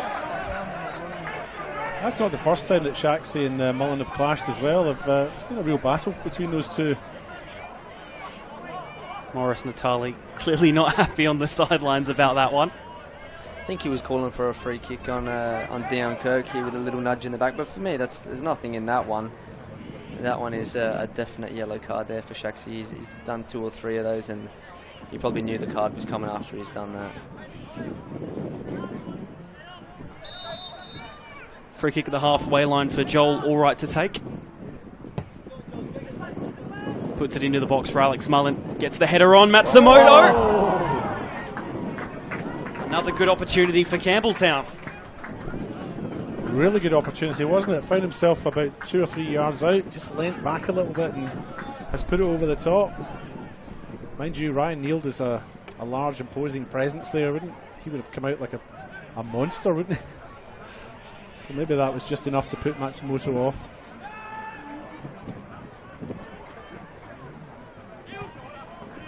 Scamitzi Headed on to Kirk, then gets it back from him. Here's McCabe. Looks for Skimitzi, makes his way into the box. Still in the box with Modbury. Just needs to be dealt with. It was a bit of a mess there, but Alex Woodlands could come and collect. 7 Campbelltown players all packed together there. You know, again, my red wall analogy, which I'm now quite proud of. But that was packed in there. There was 7 of them behind the ball, protecting Woodlands in the goal.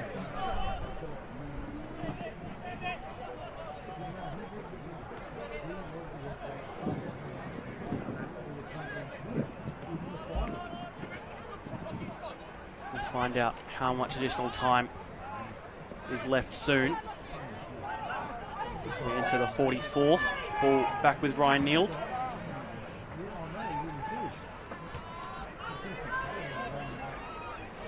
We'll cross down to Mark. I believe you've got that information for us. I do. There will be 3 minutes of time added. 3 minutes more still to play here.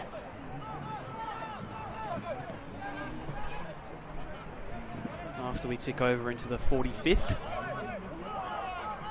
A great crowd has come out here today at Service FM Stadium to enjoy the cup final between these two sides. Opportunity arising here is kept in. Cleared away. Now here's Matsumoto looking to create even more havoc than he has done already this half. Deflects off the back. Ladies and gentlemen, there will be 3 minutes of time added on. 3 minutes. There's that confirmation of those 3 additional minutes to the first half.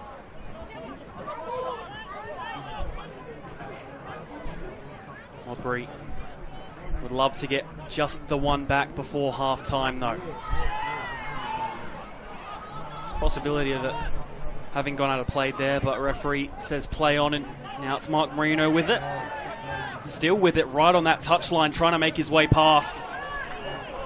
Gets given as the Modbury throw.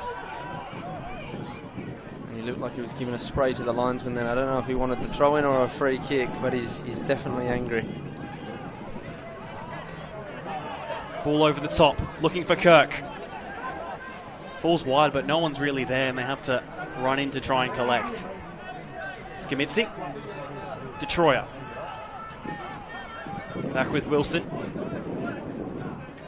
Just assessing his options and losing the switch ball.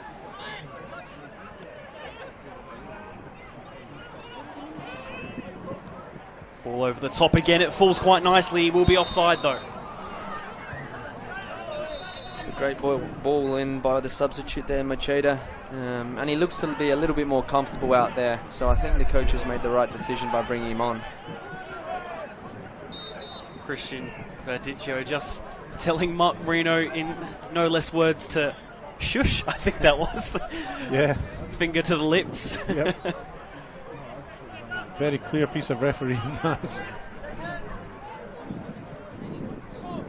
Here's Murray.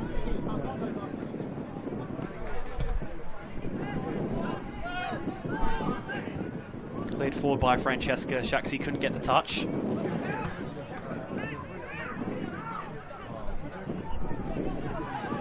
Chader wins that one. Henderson. Here's Lachlan Wilson. Too much on that touch there. And our boy Matsumoto wins it again. He's had a lot of interceptions, and he's now linking up with Josh Murray here down the right. Ball comes into the box from Murray initially from Matsumoto, but just couldn't get it to a Campbelltown teammate. Strong challenge in there, and now the free kick for Campbelltown. Connor Centofanti, the one down for them at the moment.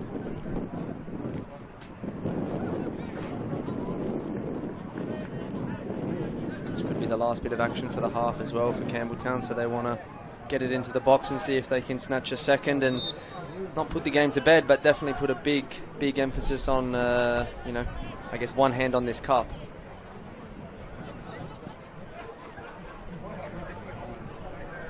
Over at the referee's discretion now as the ball comes into the box and is headed away. Whistle to the referee's mouth. Half-time in the cup final. Campbelltown 1-0 up courtesy of Mark Marino, but the game's still much in the balance. Campbelltown City 1. We'll cross down to Mark Talbot, who's got the goal scorer with him. Yeah, I've got the goal scorer, Mark Marino. Mark, you've scored early. Great first half from yourself, but also the team. How are you feeling? Yeah, look, giving everything we got. We know half football's not done, so another half to go. We've got to step it up and be strong. So, what do you think's going to take this second half for you guys to keep that win up?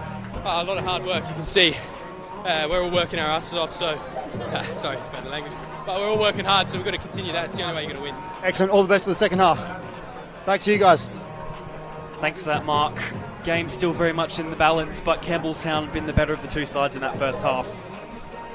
Yeah, well, that's how I see it. I think they just took a little bit of time to settle and get comfortable, and but once they did, I felt they were maybe the better of the two sides as the half wore on, and I guess that was maybe personified by Maurice Natalia's decision to make a change before half time and taking Paul off and putting Marqueda on. Yeah, definitely. I think that we're all saying it in the first 5-6 minutes that Modbury started the better. They had a few small half chances, but after that really it was predominantly all Campbelltown.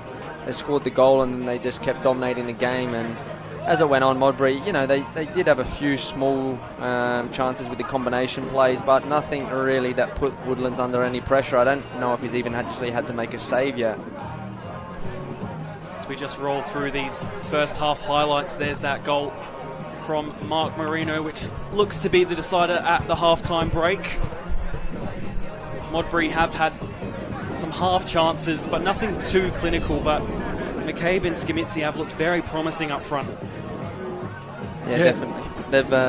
They've been the two that have looked to create something. We've said it in the half where they just need to get them on the ball a little bit more, because if you're having minimal chances, it's going to be very difficult to break down the red wall.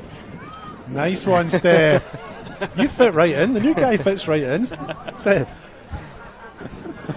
As we see these final few highlights go through. I think you're right, though, in retrospect, when I look back on it, Steph. I think maybe Woodlands hasn't had that much to do. I mean, he did touch the ball a couple of times early on in the game, but I think that back line that Campbelltown have got have really kept Modbury at bay in terms of that final third. Yeah, you want to put the keeper under a bit more pressure and at least make him have a couple of saves to do, because this chance here from Matsumoto, we've pumped his tyres up the entire half, and if he scored that, then it would have probably justified that best on ground performance for the first half. Well, that's it for the first half. We'll go to a break and we'll see for more football action soon. But at the half-time break, it's Modbury Jets 0, Campbelltown City 1.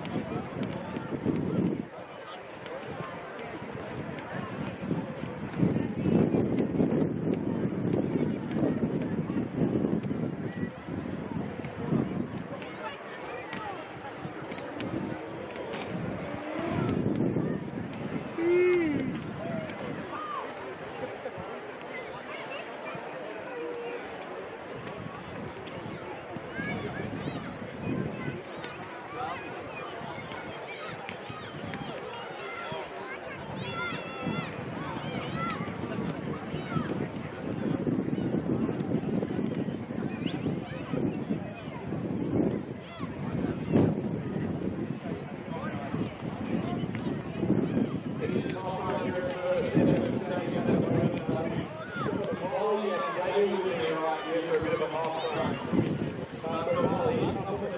about to drop 20 seconds. In that 20 seconds, you're going to have to name as many Australian football clubs as you can. On a scale of 1 to 10, how confident are you? Right. Behind you, please, very confident. On the count of 3, name as many South Australian football clubs as you can. 1, 2, 3. What are you?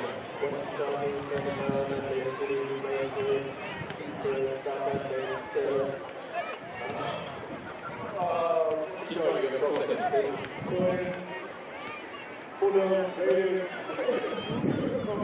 Help him out.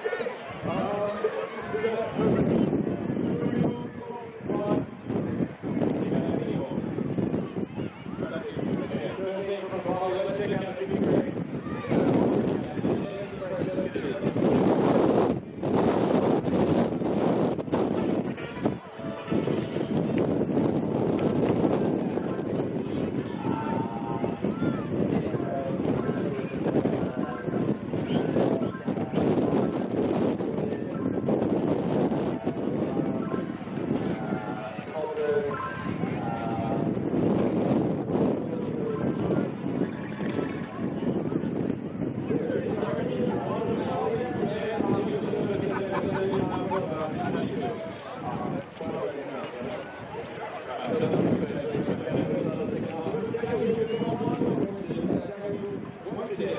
You have 20 seconds to name as many Australian national team players as you can. That means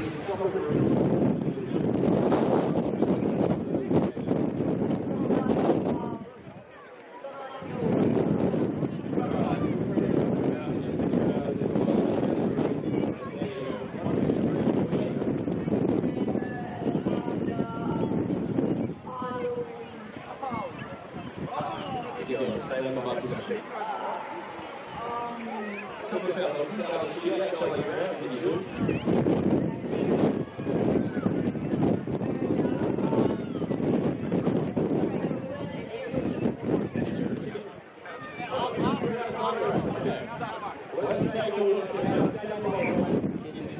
So take a look.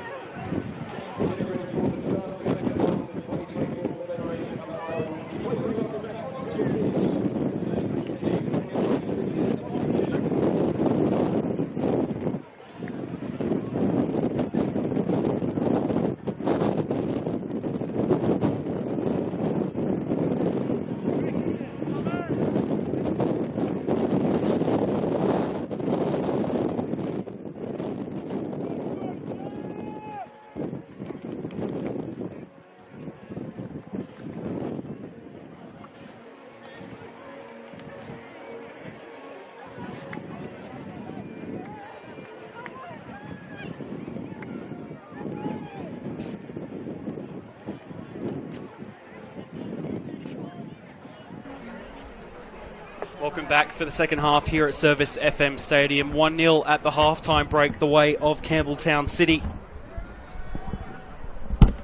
But Modbury Jets still looking very much to get into this one. Interesting to see as well the tactical side from the benches, what has changed during the break. Will Modbury look to make any substitutions early on as well? O'Doherty on the bench is definitely one that you'll be looking to bring on. Just depends how long he can last.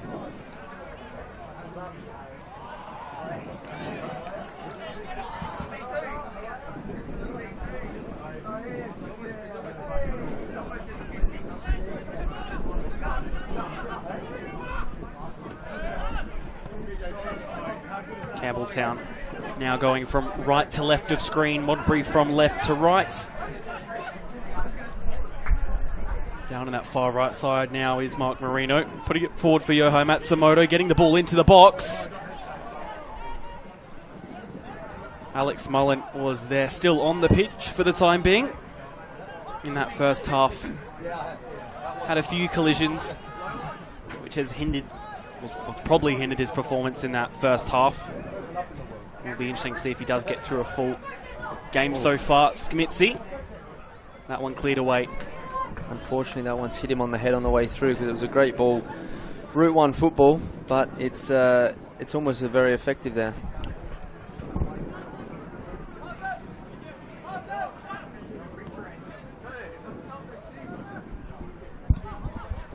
McCabe making his way into the box, cleared away again.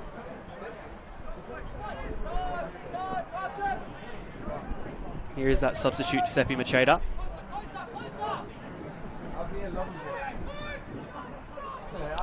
Looking to repay the faith from his manager, Francesca, on the edge of the box. Shot is deflected, might go down for Skemitsi. Francesca! Saved by Woodlands. An early opportunity goes for Modbury Jets, but they'll get the corner out of it. See that on replay there. It was almost a reflex save, wasn't it? I mean, it wasn't that close in, but Woodlands was very quick to parry it over to his left. Corner to come for the Jets. Launched into the box. The wind probably just holding it up ever so slightly, but Modbury still with it, and Macheda has to go against Josh Murray, who's all the way back. Couldn't keep the ball in play though, Macheda. Great start again though for Modbury. They did the same in the first half. They came out really strong and weren't able to find the goal then, but hopefully to start this second half off they can get one back to make a really exciting game. And we spoke about that, you know, Woodlands didn't have a save to make the whole first half, and you know, what is it, a minute into the second half he's already had to make one, so it's good signs. And I'm sure, you know, the coach from Modbury has been very stern with his words at half time, and the players have kind of come out fighting for him and ready to go.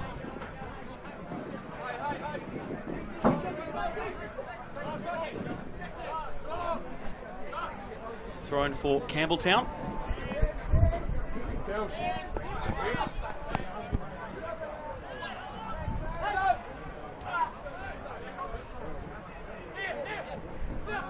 Macheda. All bit hopefully forward to Skemitsi.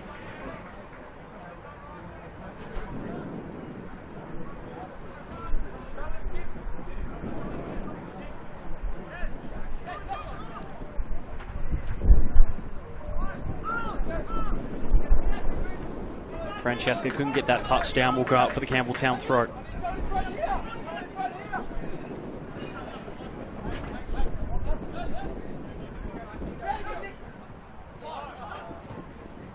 Early on in this half, Modbury have had their fair share of a chance already.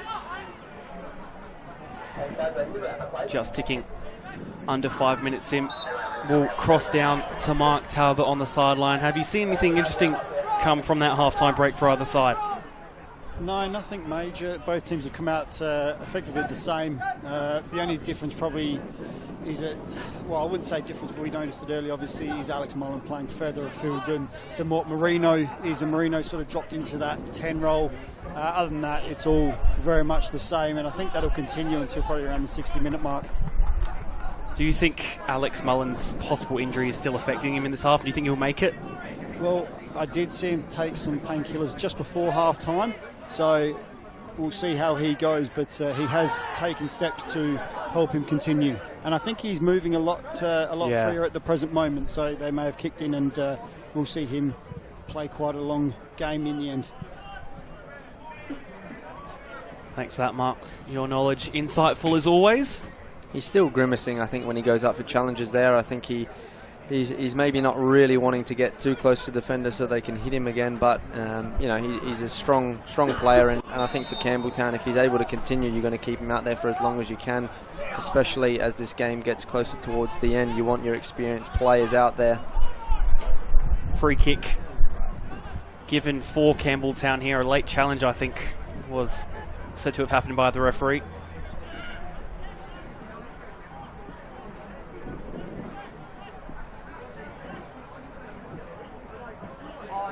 Dion Kirk's just left one on centre funty there, so probably not too much in it, but they've come out Modbury. They know they need to score. They know they need to be fighting for everything, so I think there's going to be a lot more of those challenges being thrown about in this second half. Joel all right over this free kick. An interesting delivery into the box there. I'm not sure if the wind played a part, but it did seem to hold up, didn't it? Players still looking into the sun there as well when the ball comes in from that angle. Has he given a foul there? I think so. Very, very late whistle. He's almost just waiting to see how hurt the player was before he decided if it was a free kick or not.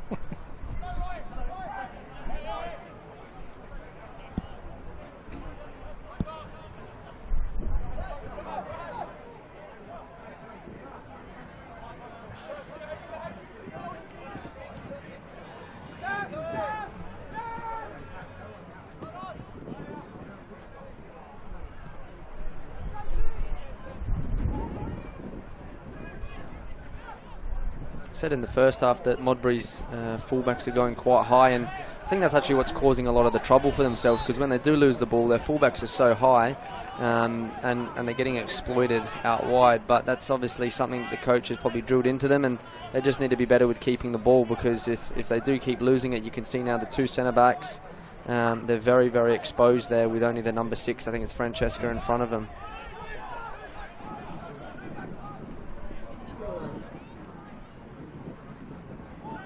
Ball out wide.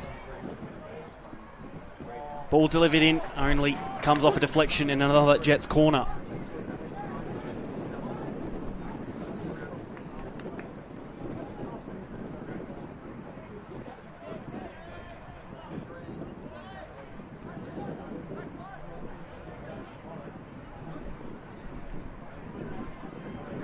Corner from Dion Kirk to come in. It's not a bad delivery, right into the middle. Shouts of a foul, but definitely none heeded. Looks to go through the legs there, couldn't do so. Ball kept in play. All the way back with Ryan Neild in goal. As we said, missed out last week against South Adelaide. A very experienced goalkeeper in himself, was with Everton in youth. Over in England, spent a bit of his career in the Welsh leagues as well.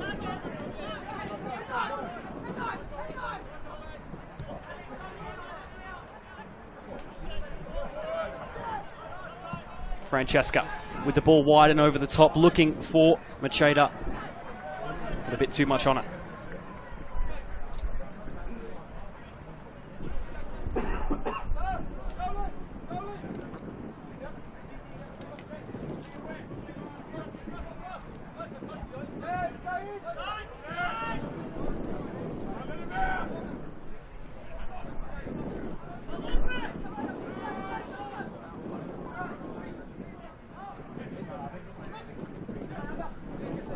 Alex Mullen. Having that battle again against Shaxi now with Hamish McCabe. Cleared away.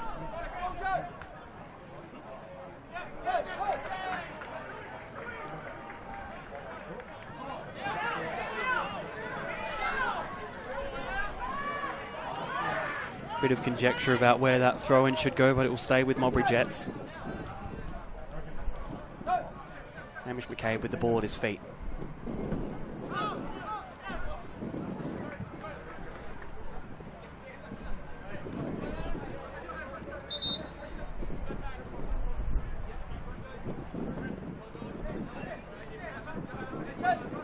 There is Campbelltown coach Michael Matriciani. Currently has his side 1-0 up in a cup final, as we said. Has been quite a while since Campbelltown has won the cup, David. 30 years to be precise, 1994. I was just a kid, barely remember it. 35 years, of course, for Modbury Jets. 1989 was there. Cheap giveaway here by Halliday. McCabe's going forward now. One back and recovered by Campbelltown. You may continue, David. Well, thanks very much. A 2-0 win for Modbury Jets back in 1989.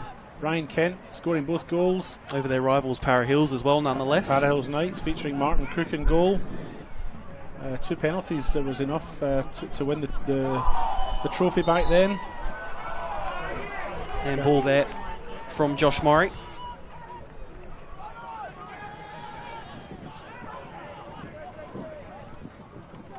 I think the pitch is definitely playing a little bit of an impact on how these teams are both going about it, because it is quite bobbly out there and with the wind as well. So that's probably why we're seeing so many turnovers and mistakes. But both teams really do want to try and sharpen up to not give the opposition a chance of giving a ball away cheaply.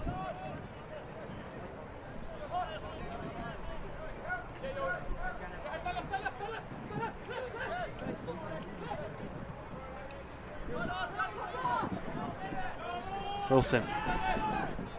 Tim Henderson, himself spending a lot of his time in his youth with the Modbury Jets. Spent his 12 years at Modbury Jets from 8 years old to 20. Then was been at Metro and now only come back to the Jets somewhat recently. Here they are getting forward. Ball comes into the box, cleared away. Francesca has to take it back. Here's Henderson. Sliding challenge in there from Alex Mullen, still showing he can give this game a go. He definitely looks like he's moving a lot better. Those painkillers have done the trick, and yeah, he's looking okay out there. I think he'll be just fine to continue on for the rest of this half, I'd say, if they want him to stay out there for that long.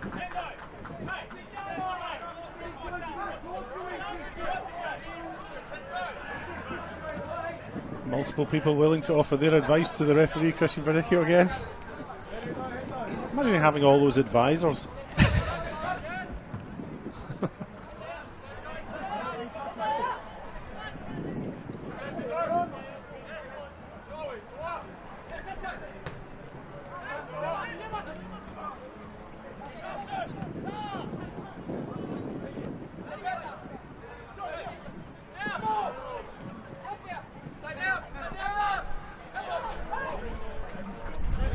Throwing a come. Shaxi looked like he saw that Mullen had the ball and then thought, I'll tackle this one. Then I think he remembered, I'm on a yellow card. I can't do anything too silly here. He raced all the way over, got about a yard away and thought, probably should just manage this in a controlled way.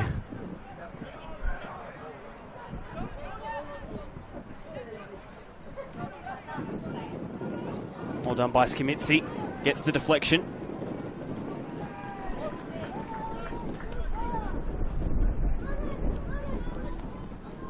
I think they'd want to get Hamish McCabe on the ball a little bit more. Schmitzie's probably been the more prevalent of the two, but both of those two running at the defenders have caused them trouble. They just need to keep on working on getting them isolated, the centre backs isolated, pulling the full backs out, so those two can run at the defenders. That one cleared right into the stands. Nice and intimate here at this venue.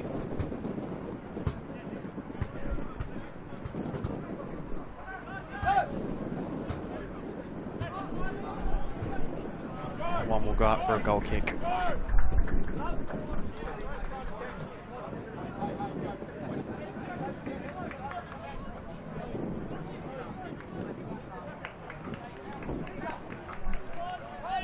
Just about to tick over into the hour mark of this cup final.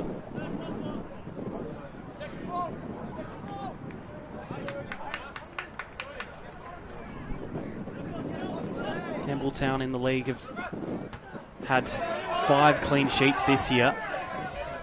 They'll be looking to keep another one in this cup final.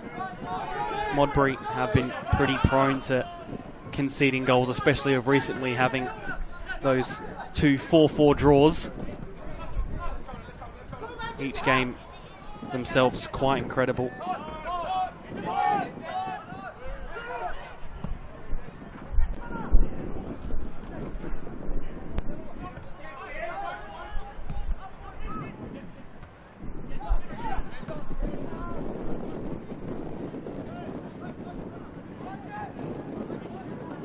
Modbury looking to get forward once again. Ball kept right on the line there, literally stopped in motion.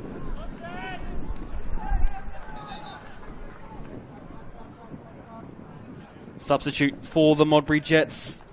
And there is Jordan O'Doherty, ready to make his way onto the pitch. Man with A-League experience. Has had his fair share of injury, did an ACL injury back in 2019, which pretty much kept him out for just under a year. Just coming back from injury as well in this appearance. Formerly of Croatia Raiders, the Newcastle Jets, Adelaide United. Spent some time in India as well, a magnificent acquisition for the Modbury Jets to have in their side. Did you play with him, Steph? I was in the junior national teams with him, so I don't know if we played together at Adelaide United. I think I may have left as he was coming in. He was probably at the youth team then. But yeah, he's a good player. I think he's probably unlucky again, similar to Mike Marino, to not be in the system. But you know, he's come back here to Adelaide after spending the year in India and gone to his club in Modbury Jets. I think it's close to where he's living at the moment. And as I said, he did get married, but I didn't say congratulations to him and his wife Charlotte. So massive congratulations to them. And disappointingly, when he got back, then he copped another injury. So hopefully that's the end of that in the injury front, and I'm sure he wants to make a big impact in this game here off the bench. Modbury throw.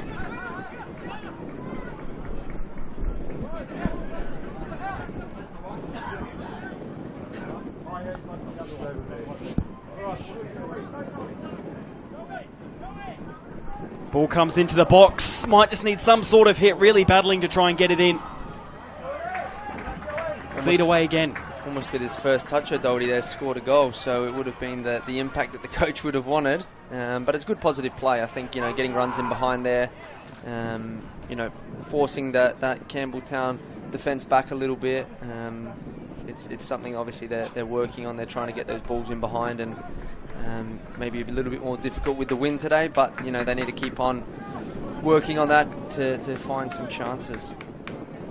I believe he did that first game of the season, or first game coming back, he scored in that. If you might have been a different O'Doherty, but my memory serves me correct. Can't be too many players with that name, can there?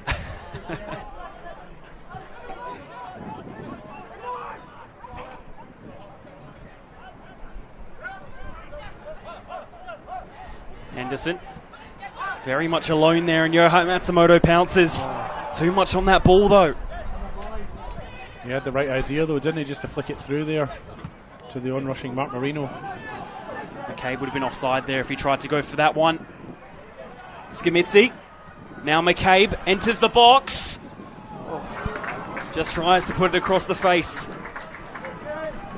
Yeah, a little stab across there with the outside of his right foot, and O'Doherty was the target. Didn't quite get to him, and Woodlands collects. Well, it looked like a little bit of a hopeful ball over the top, but Skamitsi hasn't given up on it, and I think that's the way he's gone about it the whole day. He's looked very good. I think Modbury you know, they need to try and get the ball on the deck a little bit more, because if they just keep hitting balls like that, it's probably going to be difficult to create too many chances. And Campbelltown, for them, I think they need to keep possession. What they were doing in the first half, dominating by keeping the ball, they've kind of lost their way a little bit. Mullen just getting that one away from Skimitzi. Campbelltown throw.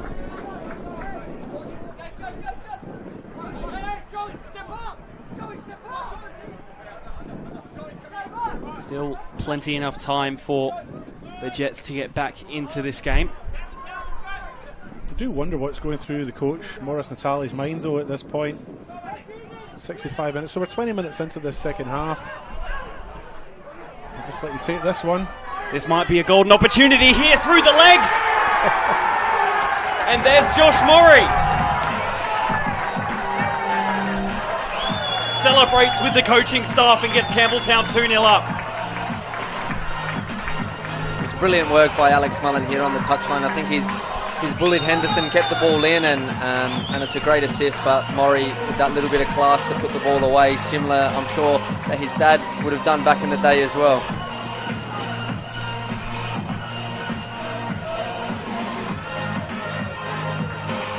Right after that goal as well, he's also receiving instructions on this close touchline from his coaching staff. But what a finish.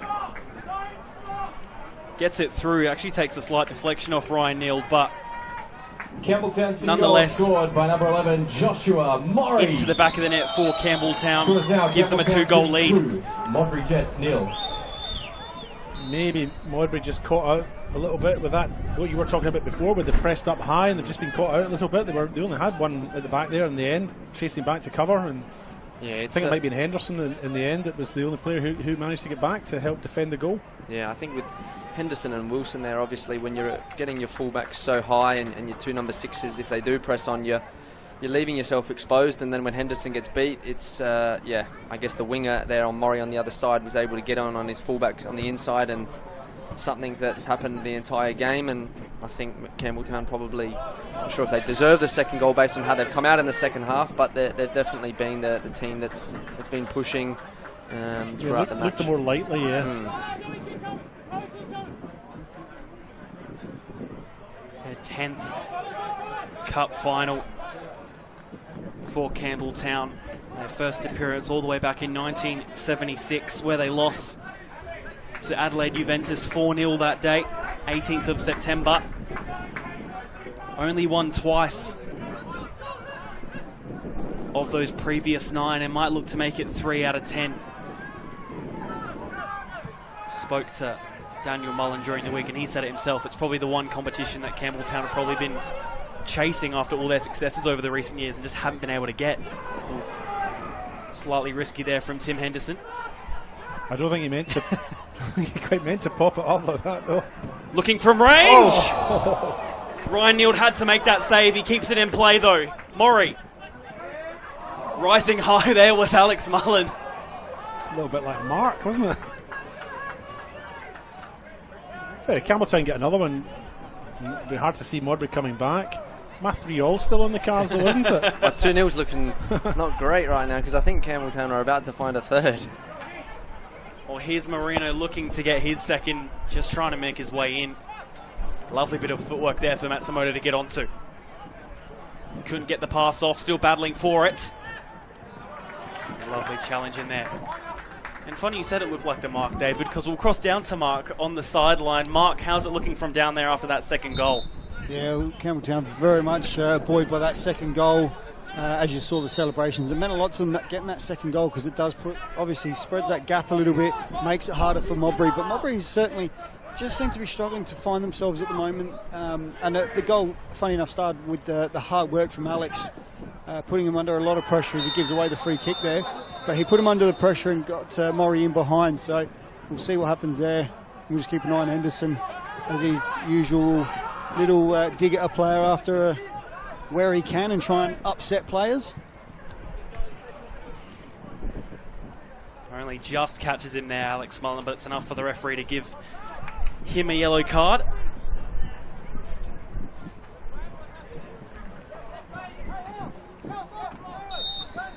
Both number 8s for red and blue now on bookings.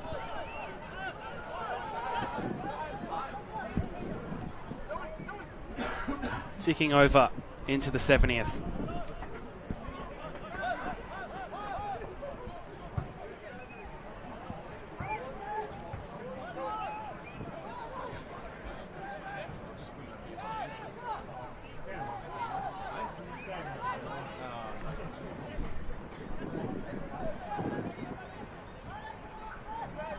It'll certainly be a tough task for the Jets to get something out of this game at the moment. Not that they haven't deserved it either. I think just before the second goal, I was commenting about, I wonder what's going through the coach Maurice Natali's mind, you know, when they're 1-0 down and then now they're 2-0 down, so if they've got to salvage something. It could be 3 here if Marina gets onto the end of this one. Maybe a bit too much on it, but he gets onto it in the end, puts the ball into the middle, 3-0. And into the bottom corner it goes! That's a peach of a finish. The third goal for Campbelltown. 3-0 they go. And that might have put it to bed. And it looked like it was coming. As soon as they scored the second, Campbelltown, they've had a few other chances, and Modbury just looked out of sorts. The shirt is off from Murray, getting the rig out for all the fans. It's a little bit cold for that, I think, though. But Campbelltown City goal once again scored by number 11, Joshua Murray. It was a lovely finish, wasn't it? He just managed to make the contact necessary just to guide it into that far post. A lovely little finish, and away he wheels. 3-0. Hey, my 3-0 still on the cards. Your 2-0 is gone. Mark, we'll cross down to you on the sideline. There's also a substitute going on as well. Yeah, Campbelltown are going to the bench first with Marino coming off Barasi. But just what a finish from Modbury. He also got booked for his second goal celebration, and Modbury are actually making making change as well. They're going to go with 3 subs, so they're going to bring on what looks to be Trimboli, Mullen, and I think it's their new signing as well. I'm not sure of his name yet, but the new signing that just signed from Interstate is going to come on as well. So big task now for Modbury. Not just interstate, but international. Kenshiro Ichikawa, the Japanese player coming over from New Zealand side. Takapuna AFC. interesting from Campbelltown to take Marino off. He didn't look like he was tired, and you know, he scored one and got the assist. So I'm not sure if that's, you know, they think the game's over and they want to put him on ice. He has been a little bit injury prone in the past, and they were looking forward to the league now. But you know, cup games can cause some crazy results, and even though they're 3-0 up, you don't want to think it's over, because Modbury will be throwing everything at them now for these last 18 minutes. And 3-0 is a fairly flattering score. I mean, the game has been a more closely contested match than that. I think Campbelltown have been the better of the two, but maybe not by 3 goals. But like you said before, Stefan, I think that goal was coming, wasn't it? Yeah, they just look like they were going to catch him out, and with Murray making those runs in behind, Marino linking up with him, you know, it's something that the way that Modbury have set up today, I think they've kind of caused their own trouble, to be honest. Mark, down to you for those substitutes. Yeah, so Modbury are going with 3 at the moment, so it's going to be Hendo coming off, Shaxi coming off. Triple substitution for the Modbury Jets. Coming off number 5, Tim Henderson. He replaced by number 6. Testing your memory here already, yeah, Mark. I am already, mate. I've slept since then. So it does, Shaxum's coming off, Hendo, and also coming off number 8, Dion Kirk is the third one to come off. Replaced by number 29. Got there in the end, Mark. Well done. Seeing the Modbury Jets debut, as we just said, of Kenshiro Ichikawa. Kirk. He'll be replaced by number 16, Kenshiro Ichikawa. His Modbury Jets debut, looking to possibly become a hero for them in his first game for the club. Here's a corner. Delivered inwards. An interesting little sort of high five between Matsumoto and Ishikawa as he came on. The 2 Japanese players on opposing sides. Nice to see.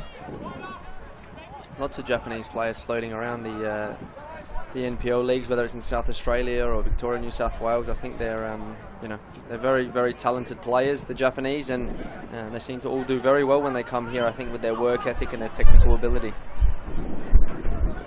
I think there's anyone more qualified to speak about Japanese player than you, Stefan, out of all of us.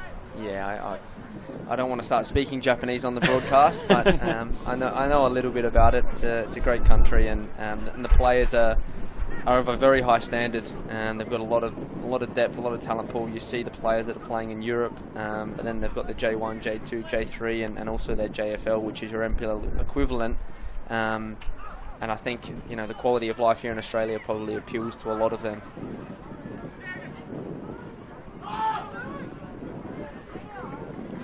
"15 minutes left."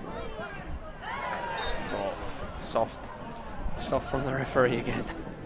I think the referee probably read intent as Baresi was running through there. I think that's pretty persuading him. Trimboli just looking to try and put something in there.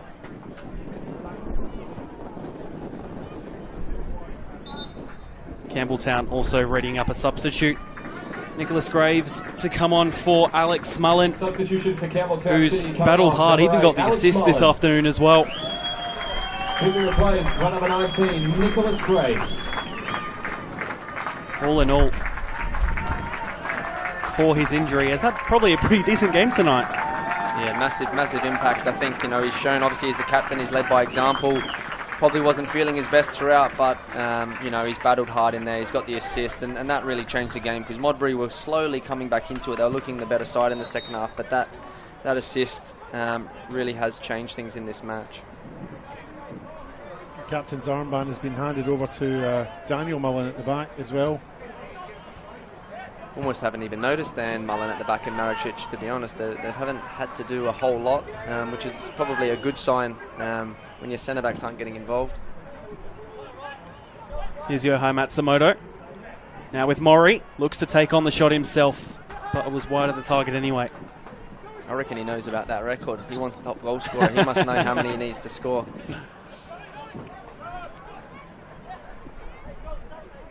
Here's Mori. Matsumoto. Very tricky there from Joshua Baresi. Campbelltown win back. Joel Allwright. Baresi. Now Mori. Back with Joshua Baresi on the edge of the box, looking for the curling effort. And my, that was a bit wicked. What a pot from there. Gone so okay, it was just a bit too close to the keeper, wasn't it? Now here's Hamish McCabe. Hasn't shown himself too much in this half. Here's McCabe.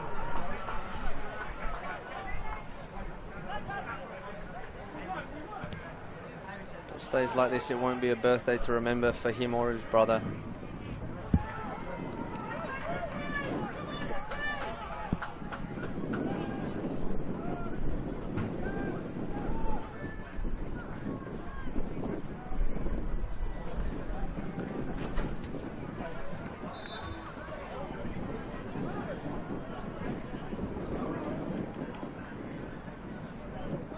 Goal kick to come for Campbelltown. They might just look to wind down the clock at this point.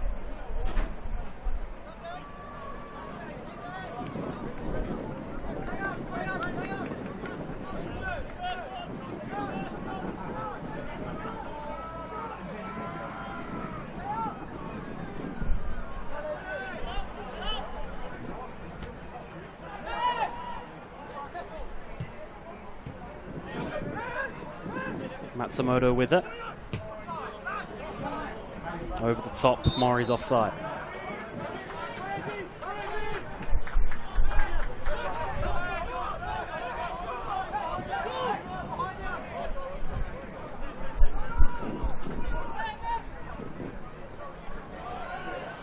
Strong but fair challenge in there. Graves looking for Josh Mori. Here's Daniel Mullen. Matthew Mullen, sorry. Woodlands is in no man's land here. Yeah, under a bit of trouble. Got very lucky. I don't know what he's complaining about now to the referee, but he's almost made a meal of that and given Modbury a goal from nothing.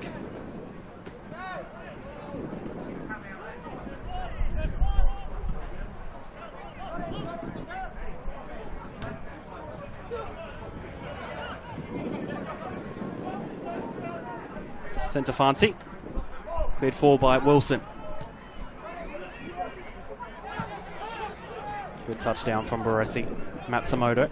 Baresi's looked very good since coming on. I think the substitutions from Campbelltown have, they haven't actually slowed them down at all, to be honest. They've got a lot of class on the bench that are coming on and causing headaches for Modbury. So I think, to be honest, if anything, it's going to look like Campbelltown will get the 4th rather than Modbury look to get 1 back in this one.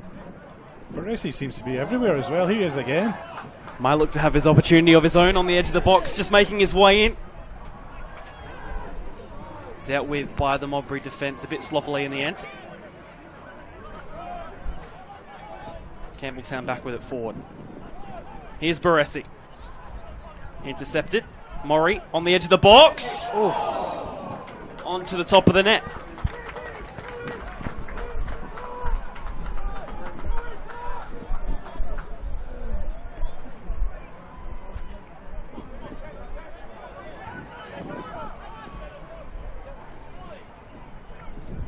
Ten minutes to go, boys. I've got a couple of pieces of chicken that have been sitting here. I got it at half time and they're just staring back at me. I can't touch them, but I think they'll be cold by now with the wind coming in here. You can't have any of them. I know that's what's crossed your mind. I had a nice burrito from Guzmani Gomez just before this, so I'm full.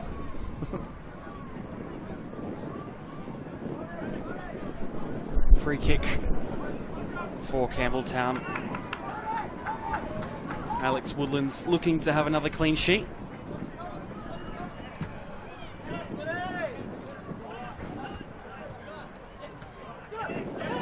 Besides that save he made in the first minute of this second half, I don't know if he's had to make another one again. So, as much as it has been an even game, I think Campbelltown in the attacking box have been a lot better. They've got a lot more shots off. They've looked like scoring. Their attacking players have all been quite positive. Wilson headers away. Matsumoto against Ichikawa.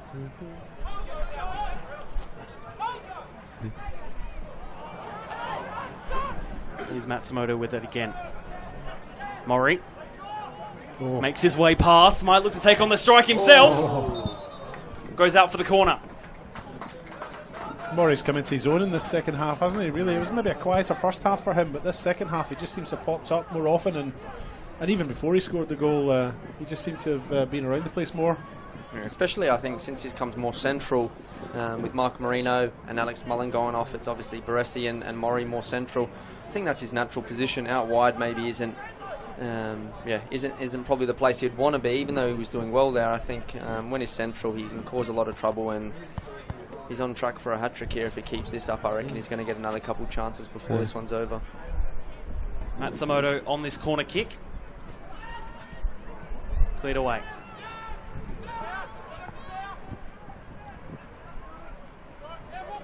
We'll go out for the Modbury throw.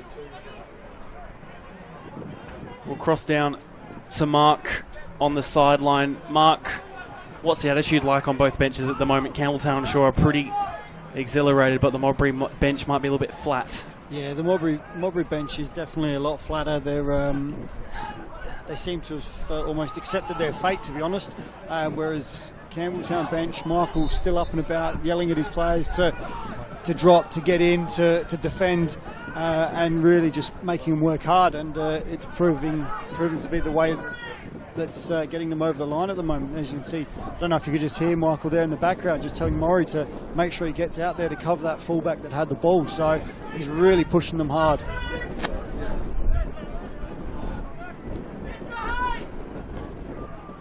Pull out wide with Ichikawa. Puts it into the box. Francesca gets the hit. Just saved by Alex Woodlands. And through a crowd of players as well. Woodlands would have seen that late. He had to make his decision early on, and his vision would probably have been obscured by the forest of players that were in front of him. The red wall, as we have been calling him today. So we or you? Well, fair point. I did say it once. Yeah, I know. Corner comes in, sorry. You were calling it red wall as well. We'll trademark it. Paul Wilson. Ichikawa. Puts the ball in on the right foot. McCabe didn't want to hit that one at risk of possibly the foul. Now Campbelltown looks to get forward. Matsumoto driving his way up the middle. You can see the idea from Baresi there. It just didn't quite have the bend on it. But, you know, those either long balls into the box or set pieces kind of look like the only way Modbury are going to get chances. And, yeah, it's going to be difficult to find 3 in the last 5 minutes. But hopefully they don't, you know, go down without trying, because, you know, they've got their fans here. I'm sure a lot of family here at this game. So they want to see them giving it everything for this last 5 minutes.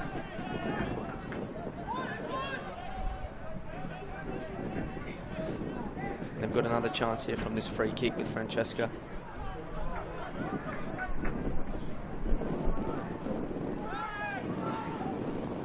Ball delivered again onto the box. Just goes out for the goal kick.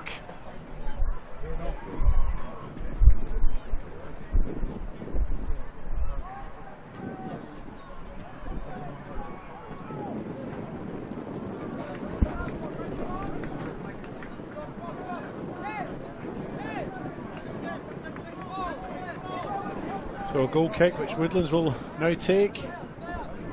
Just under 5 minutes of normal time left. Wouldn't be much in the way of injury time, maybe a couple of goal celebrations. I can't recall anything else.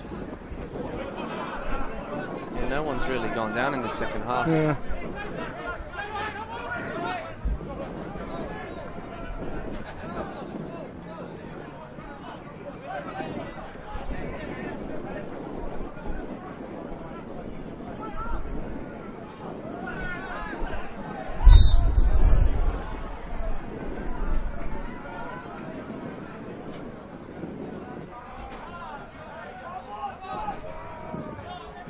I think Campbelltown have just wanted it more today. You know, they've probably worked a little bit harder. They've won those battles.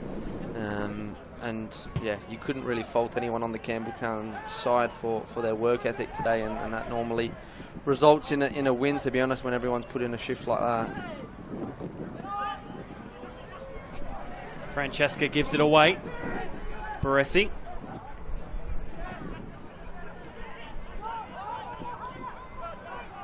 Just a bit too much in front of Joshua Baresi.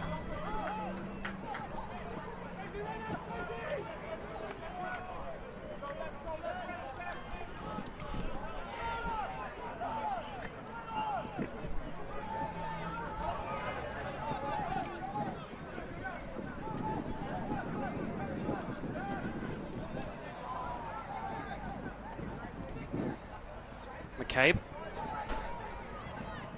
hasn't really been able to show what he's capable of in this match, to be honest. We know the type of player that he is. Here he is with the ball now.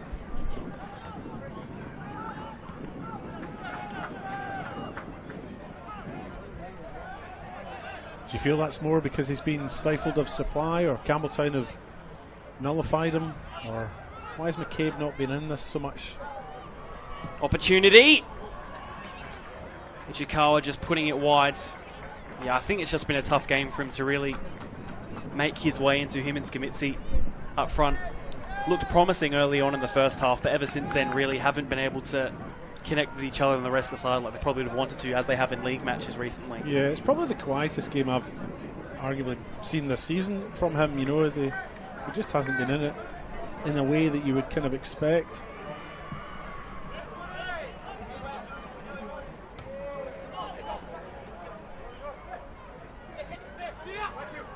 Ichikawa. The two countrymen battling it out there.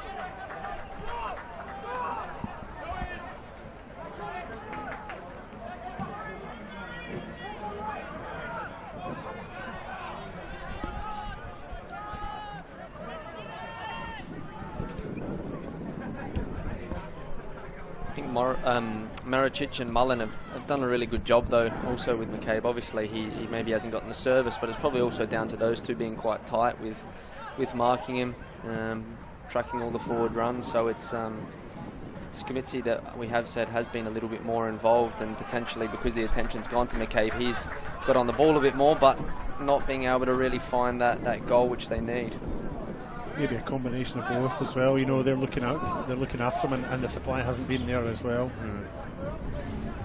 I think Murray's gone down with a little bit of cramp here, so the referee's going to stop it. Just about to head into additional time. Mark, do you have that information for us? How much time we have added on? Not at this stage. We're too worried about the substitution first, but we'll see how we go with that.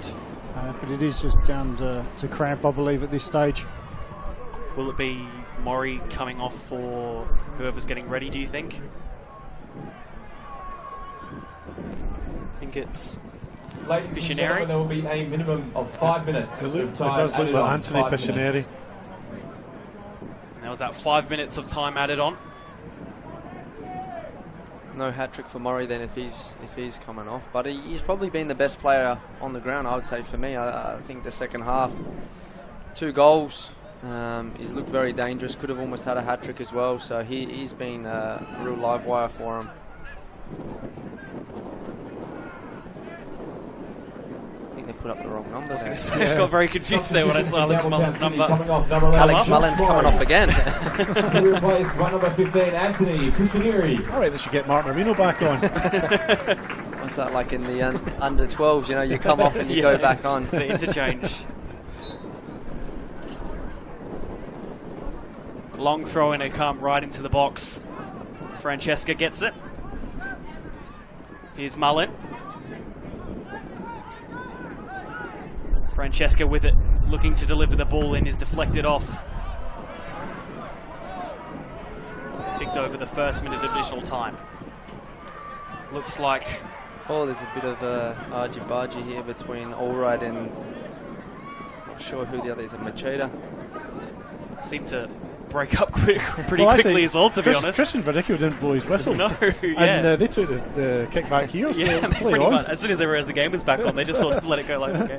Quickest way to stop the fights, isn't it? Once the ball's in play, you're not going to keep going on with it.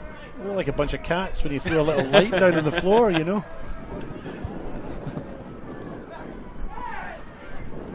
30 years Campbelltown have waited to bring this particular piece of silverware back to the club. And barring an absolute miracle from Modbury Jets, it looks like it will be heading back their way. Yeah, there's no way. There's no way Modbury are finding, I think, 1 goal, let alone 3, to be honest. Are you suggesting my 3-all prediction is way off the mark? I was much closer with the 2-0 and Marino double. He's gotten 1. I was close. I was close. A double, a double of some sorts. So I have to buy your chips tonight. Yeah. I thought we had more on the line than that. No, bag of chips. That's what you said before we started.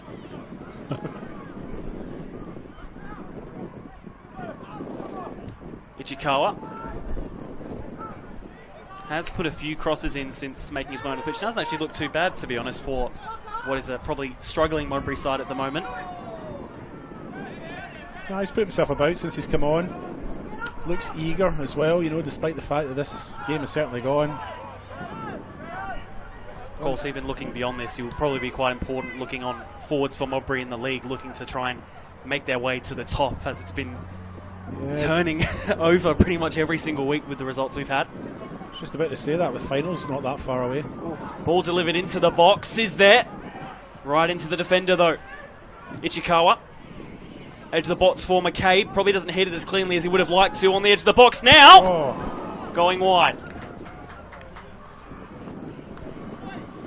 That was probably their good chance at a consolation. Yeah, it's a shame. I would like to have seen them got one just towards the end there. That would have been a nice finish to the game, but wasn't that far off. But I think Woodlands maybe had it covered. He's got the right idea with trying to bend it into that far corner, but just not Modbury's day today. They've tried. It's not like they haven't been giving it everything. I think just Campbelltown have just looked the classier of the two sides. The players have looked a little bit better on the ball and probably just handled the occasion a little bit better.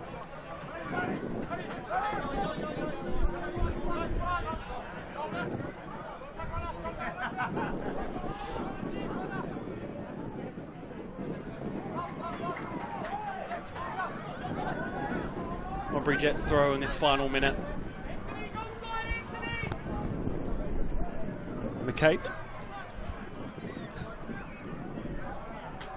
We'll go out for a corner. I think you see just the way Campbelltown is still defending. They're 3-0 up.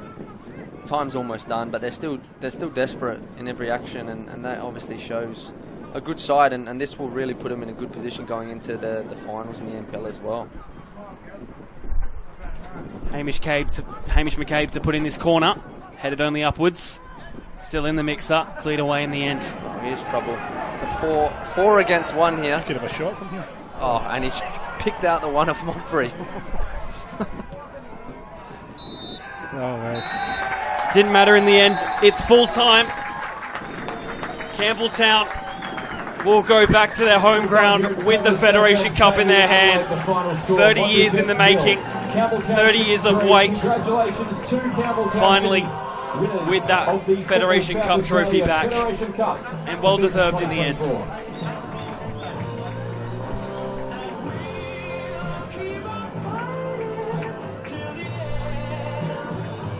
See the reaction of the bench down at Campbelltown. We'll get more reaction from the players. Mark. Yeah, I'm here with probably what was game winner in the end, Josh Murray. Josh, how does that feel? It's unreal. It's something I'm never going to forget, to be honest. And to play with this group of boys, it's a real feeling. We worked so hard today, and we worked all hard year for this, and yeah, it just feels amazing to just finally so. Compared to your second half, the first half was a little bit quiet for you, but that second half, my God, what happened? I knew first half, I think I limited myself a lot, and in the second half I just wanted to come out there and prove a bit of a point and really showcase myself a little bit, and the boys helped it a lot. I think the movement we had in the second half and the runs off the ball and the way we just moved that ball and defended so hard in the first half, I knew it was going to come, and I'm so happy to obviously get to it. It's a great feeling in the final, and yeah, the boys were talking about if you got 4 you would have levelled the top goal scorer for the cup. Were you thinking about that at all? No, not really. I just wanted to score. I mean, this morning I really just didn't really care who I scored, to be honest. I just wanted to win it with the boys, and that's all I've been thinking about all week, is just winning with this bunch of boys. And to score 2 means a lot, but to win it with this bunch, and I'm just happy to do it. Congratulations. Get out there and celebrate. Well done. Well, I'm down here with the head coach of Campbelltown City, Michael Matriciani. How are you feeling, Michael? It's been a tense day to get to this point, but you've finally done it after 30-year wait. Your club has finally done it. You've been saying that, we're very proud. Me being a junior of this club, playing seniors, won a championship here. Now to finally get a trophy in my 3rd year here is a great achievement, very humbling. But we have a lot to play for. We'll enjoy tonight and we'll get ready for next week. So I'm already thinking of that. Well, last year, unfortunately, that loss to Metro Stars wasn't the way you guys wanted to do it last year, but did that help you guys to try and come in today and change the mentality and have something to work on from last year? Oh, not really. I think we played really well last year. I think we were very unlucky in that final. And, the credit is the boys. We have an absolutely battling team there. Like Alex Mullen leads from the front, as we all saw tonight. He got an injury quite early, and he's like, no, I'm not coming off. And he's made some big moments for us to score. What an absolute legend. And he leads by example, and everyone else follows. So we're really proud of the effort. And you just had a big hug just before we chat with Don Leon Bruno. How much do you reckon this means to him now that being the head of the club, president of the club, to be able to get this for him? Well, he's been there for a number of years when I was a player back in 2013. So, look, in any organisation, it starts from the top. So it starts from him, the board, and then it filters down. They make our job a lot easier and give us everything that we need to succeed. So overall, I'm so proud for all the members, all the supporters, all the volunteers that put in endless hours of work, and we get to showcase and tonight get to enjoy it. All the best, mate. Go and celebrate with the boys. Well done. CEO Mr. Michael Carter and Football SA President Jane Rathjen to help conduct today's presentations. Right, just quickly, while I can, before the presentation start, Hendo, not the best of results, but a step in the right direction for you guys. Obviously, we nailed the round of 32 on the cards. Yeah, it's certainly disappointing. Another final, another loss for the club. Yeah, extremely frustrating, but we played a better side today on the day. Assistant and referees William Miller and Dion for the Turner. rest of the year. Fourth official Regis Kreffelek. Referee coach Andrew Murray. And today's shadow referee Demir All the best for Davies. the round of 32 and the rest of the season. Thanks for that, Mark and Johnny. We'll go back to you later for more post-match thoughts as we go through the presentation.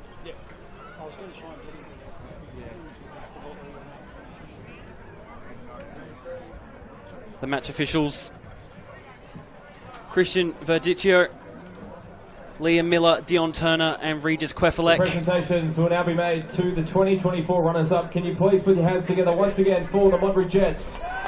Number 13, Daniel Detroyer. Now for the away side of Modbury Jets, or the designated away 10, side, the and skipper, Jesse the runners-up Francesca. of the Cup just weren't here on the day. To be completely 5, honest, not Tim their Henderson. greatest of games, not what I think. Number We didn't see the 20, best of Thomas Modbury Hughes. tonight, I don't think. No, probably not. They've obviously Number done 16, extremely well to get to this Kenshiro position. They're coming Ishikawa. second in the league, so they're a good quality side, but sometimes, you know, it just doesn't go your way. Number and 23, I think the Dion most Kirk. important thing for them now is to forget about this as quickly as possible, focus on the round of Number 32 15, in the Giuseppe Australia Cup, Makeda. and back onto the NPL, because as Henderson said, Number there's still a lot to Hamish play for, McKay. but you don't want this bad performance to affect you Number going 6, forward for the Matthew Mullen. rest of the year.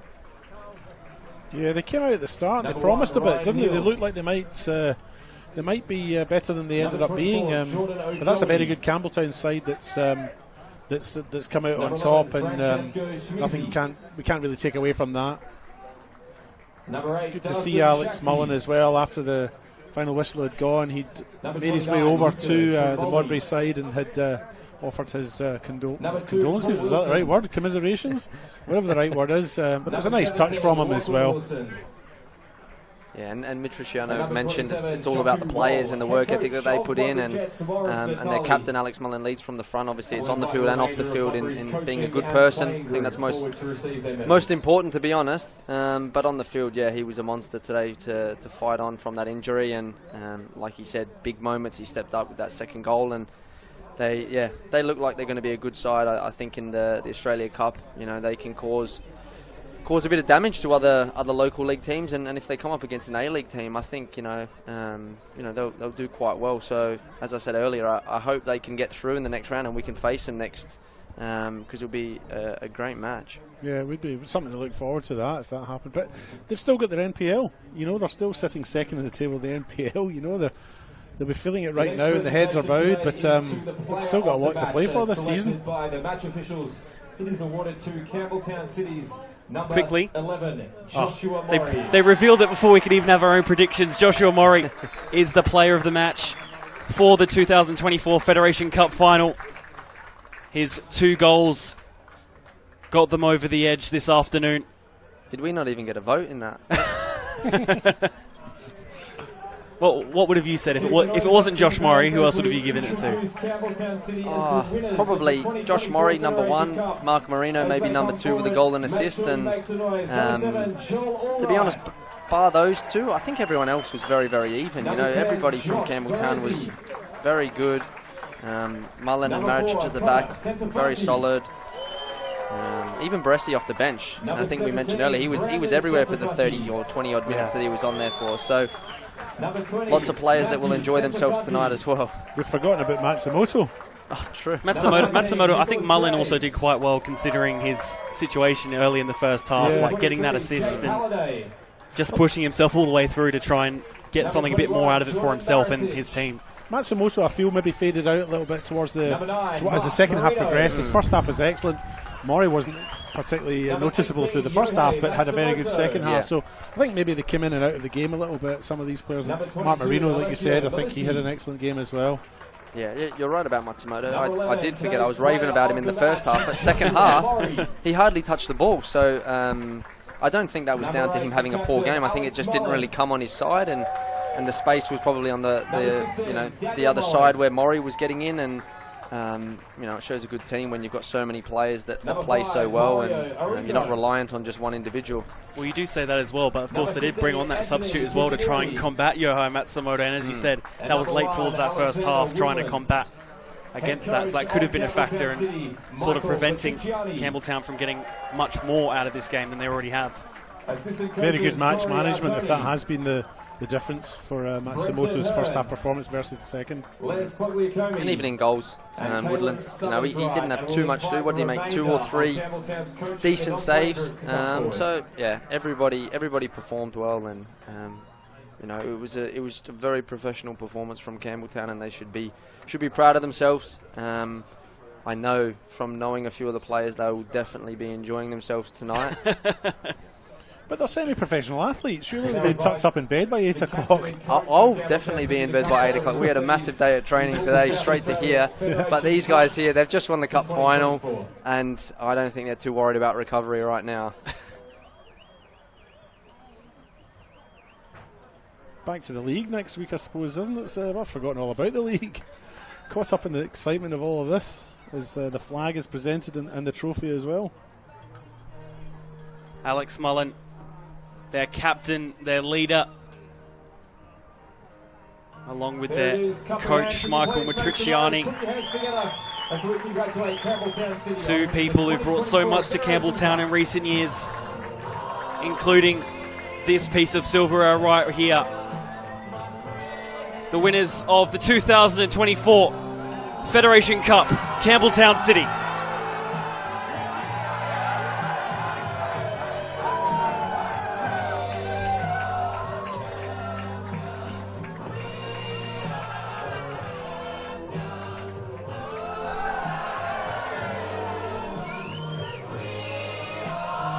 Some very, very happy faces in that bunch.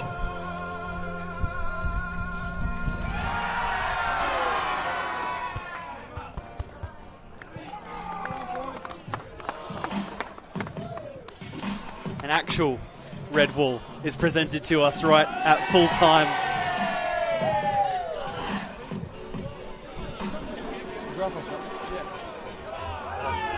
We'll cross down to Johnny. Yes, I am down here with someone who could not have a bigger smile on their face right now than the president of Campbelltown City, Don Leon Bruno. Congratulations, mate. A 30-year wait finally come to an end. How are you feeling? Oh, mate, absolutely fantastic for the club and the boys. 30 years, it's a long time, Johnny, and really proud of the boys. It's a tough challenge to get to the final, and you know, with all the success we've had over the last 10 years, we've missed a bit of silverware the last few years, so this is fantastic. And Federation Cup, so much history in it, and you know, we look forward now to celebrating tonight and then getting on with business next week again. Back to the league. Absolutely. We're chatting during the week about what it means to the club on the phone, you and I.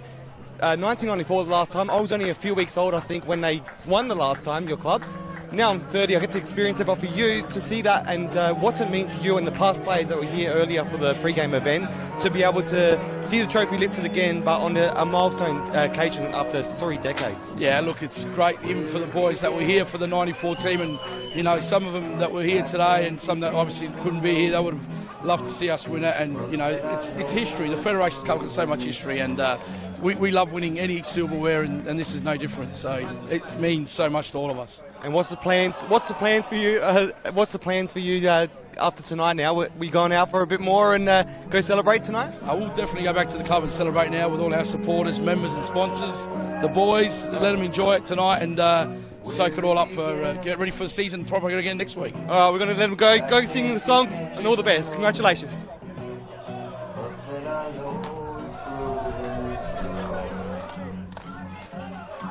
The circle of Campbelltown players, the cup winners. I might just let them do their karaoke and just sort of wait until they're done.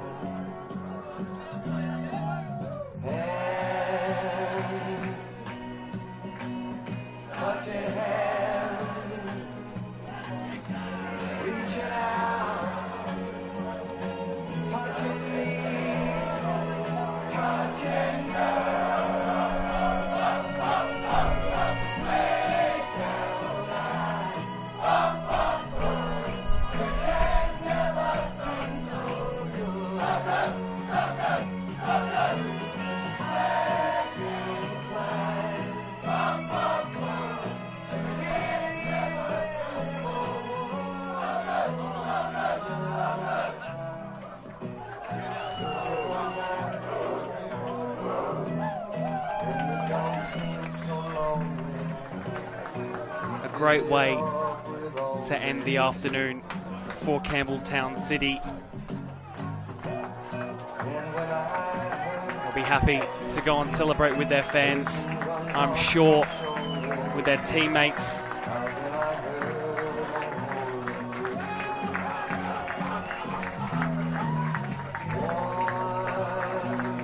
Will they make it out in time before they have to do a second go of Sweet Caroline, though? That was interesting seeing Matsumoto singing that. He knew all the words and everything. They do a lot of karaoke in Japan.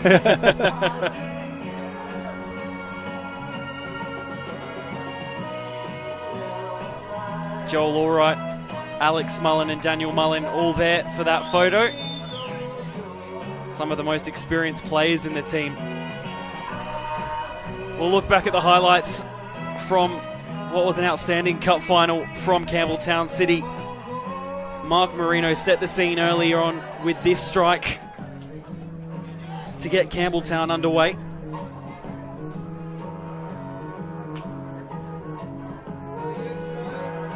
Matsumoto, as we said, getting assists today as well. And there's Alex Mullen again through the battle he had with his own injury tonight, getting the assist for Josh Morey to get on the end of. Quite smart to get that header down, to be honest. I'm not sure many players can actually probably reach that low. No, that was the turning. I think that was the turning point in the match, really. So a massive moment from the captain. And exposed at the back in both occasions. You know, there was one defender back to defend. It was really one-on-one, wasn't it, really? And then this finish by Josh Amori, that placement to the back post is just superb.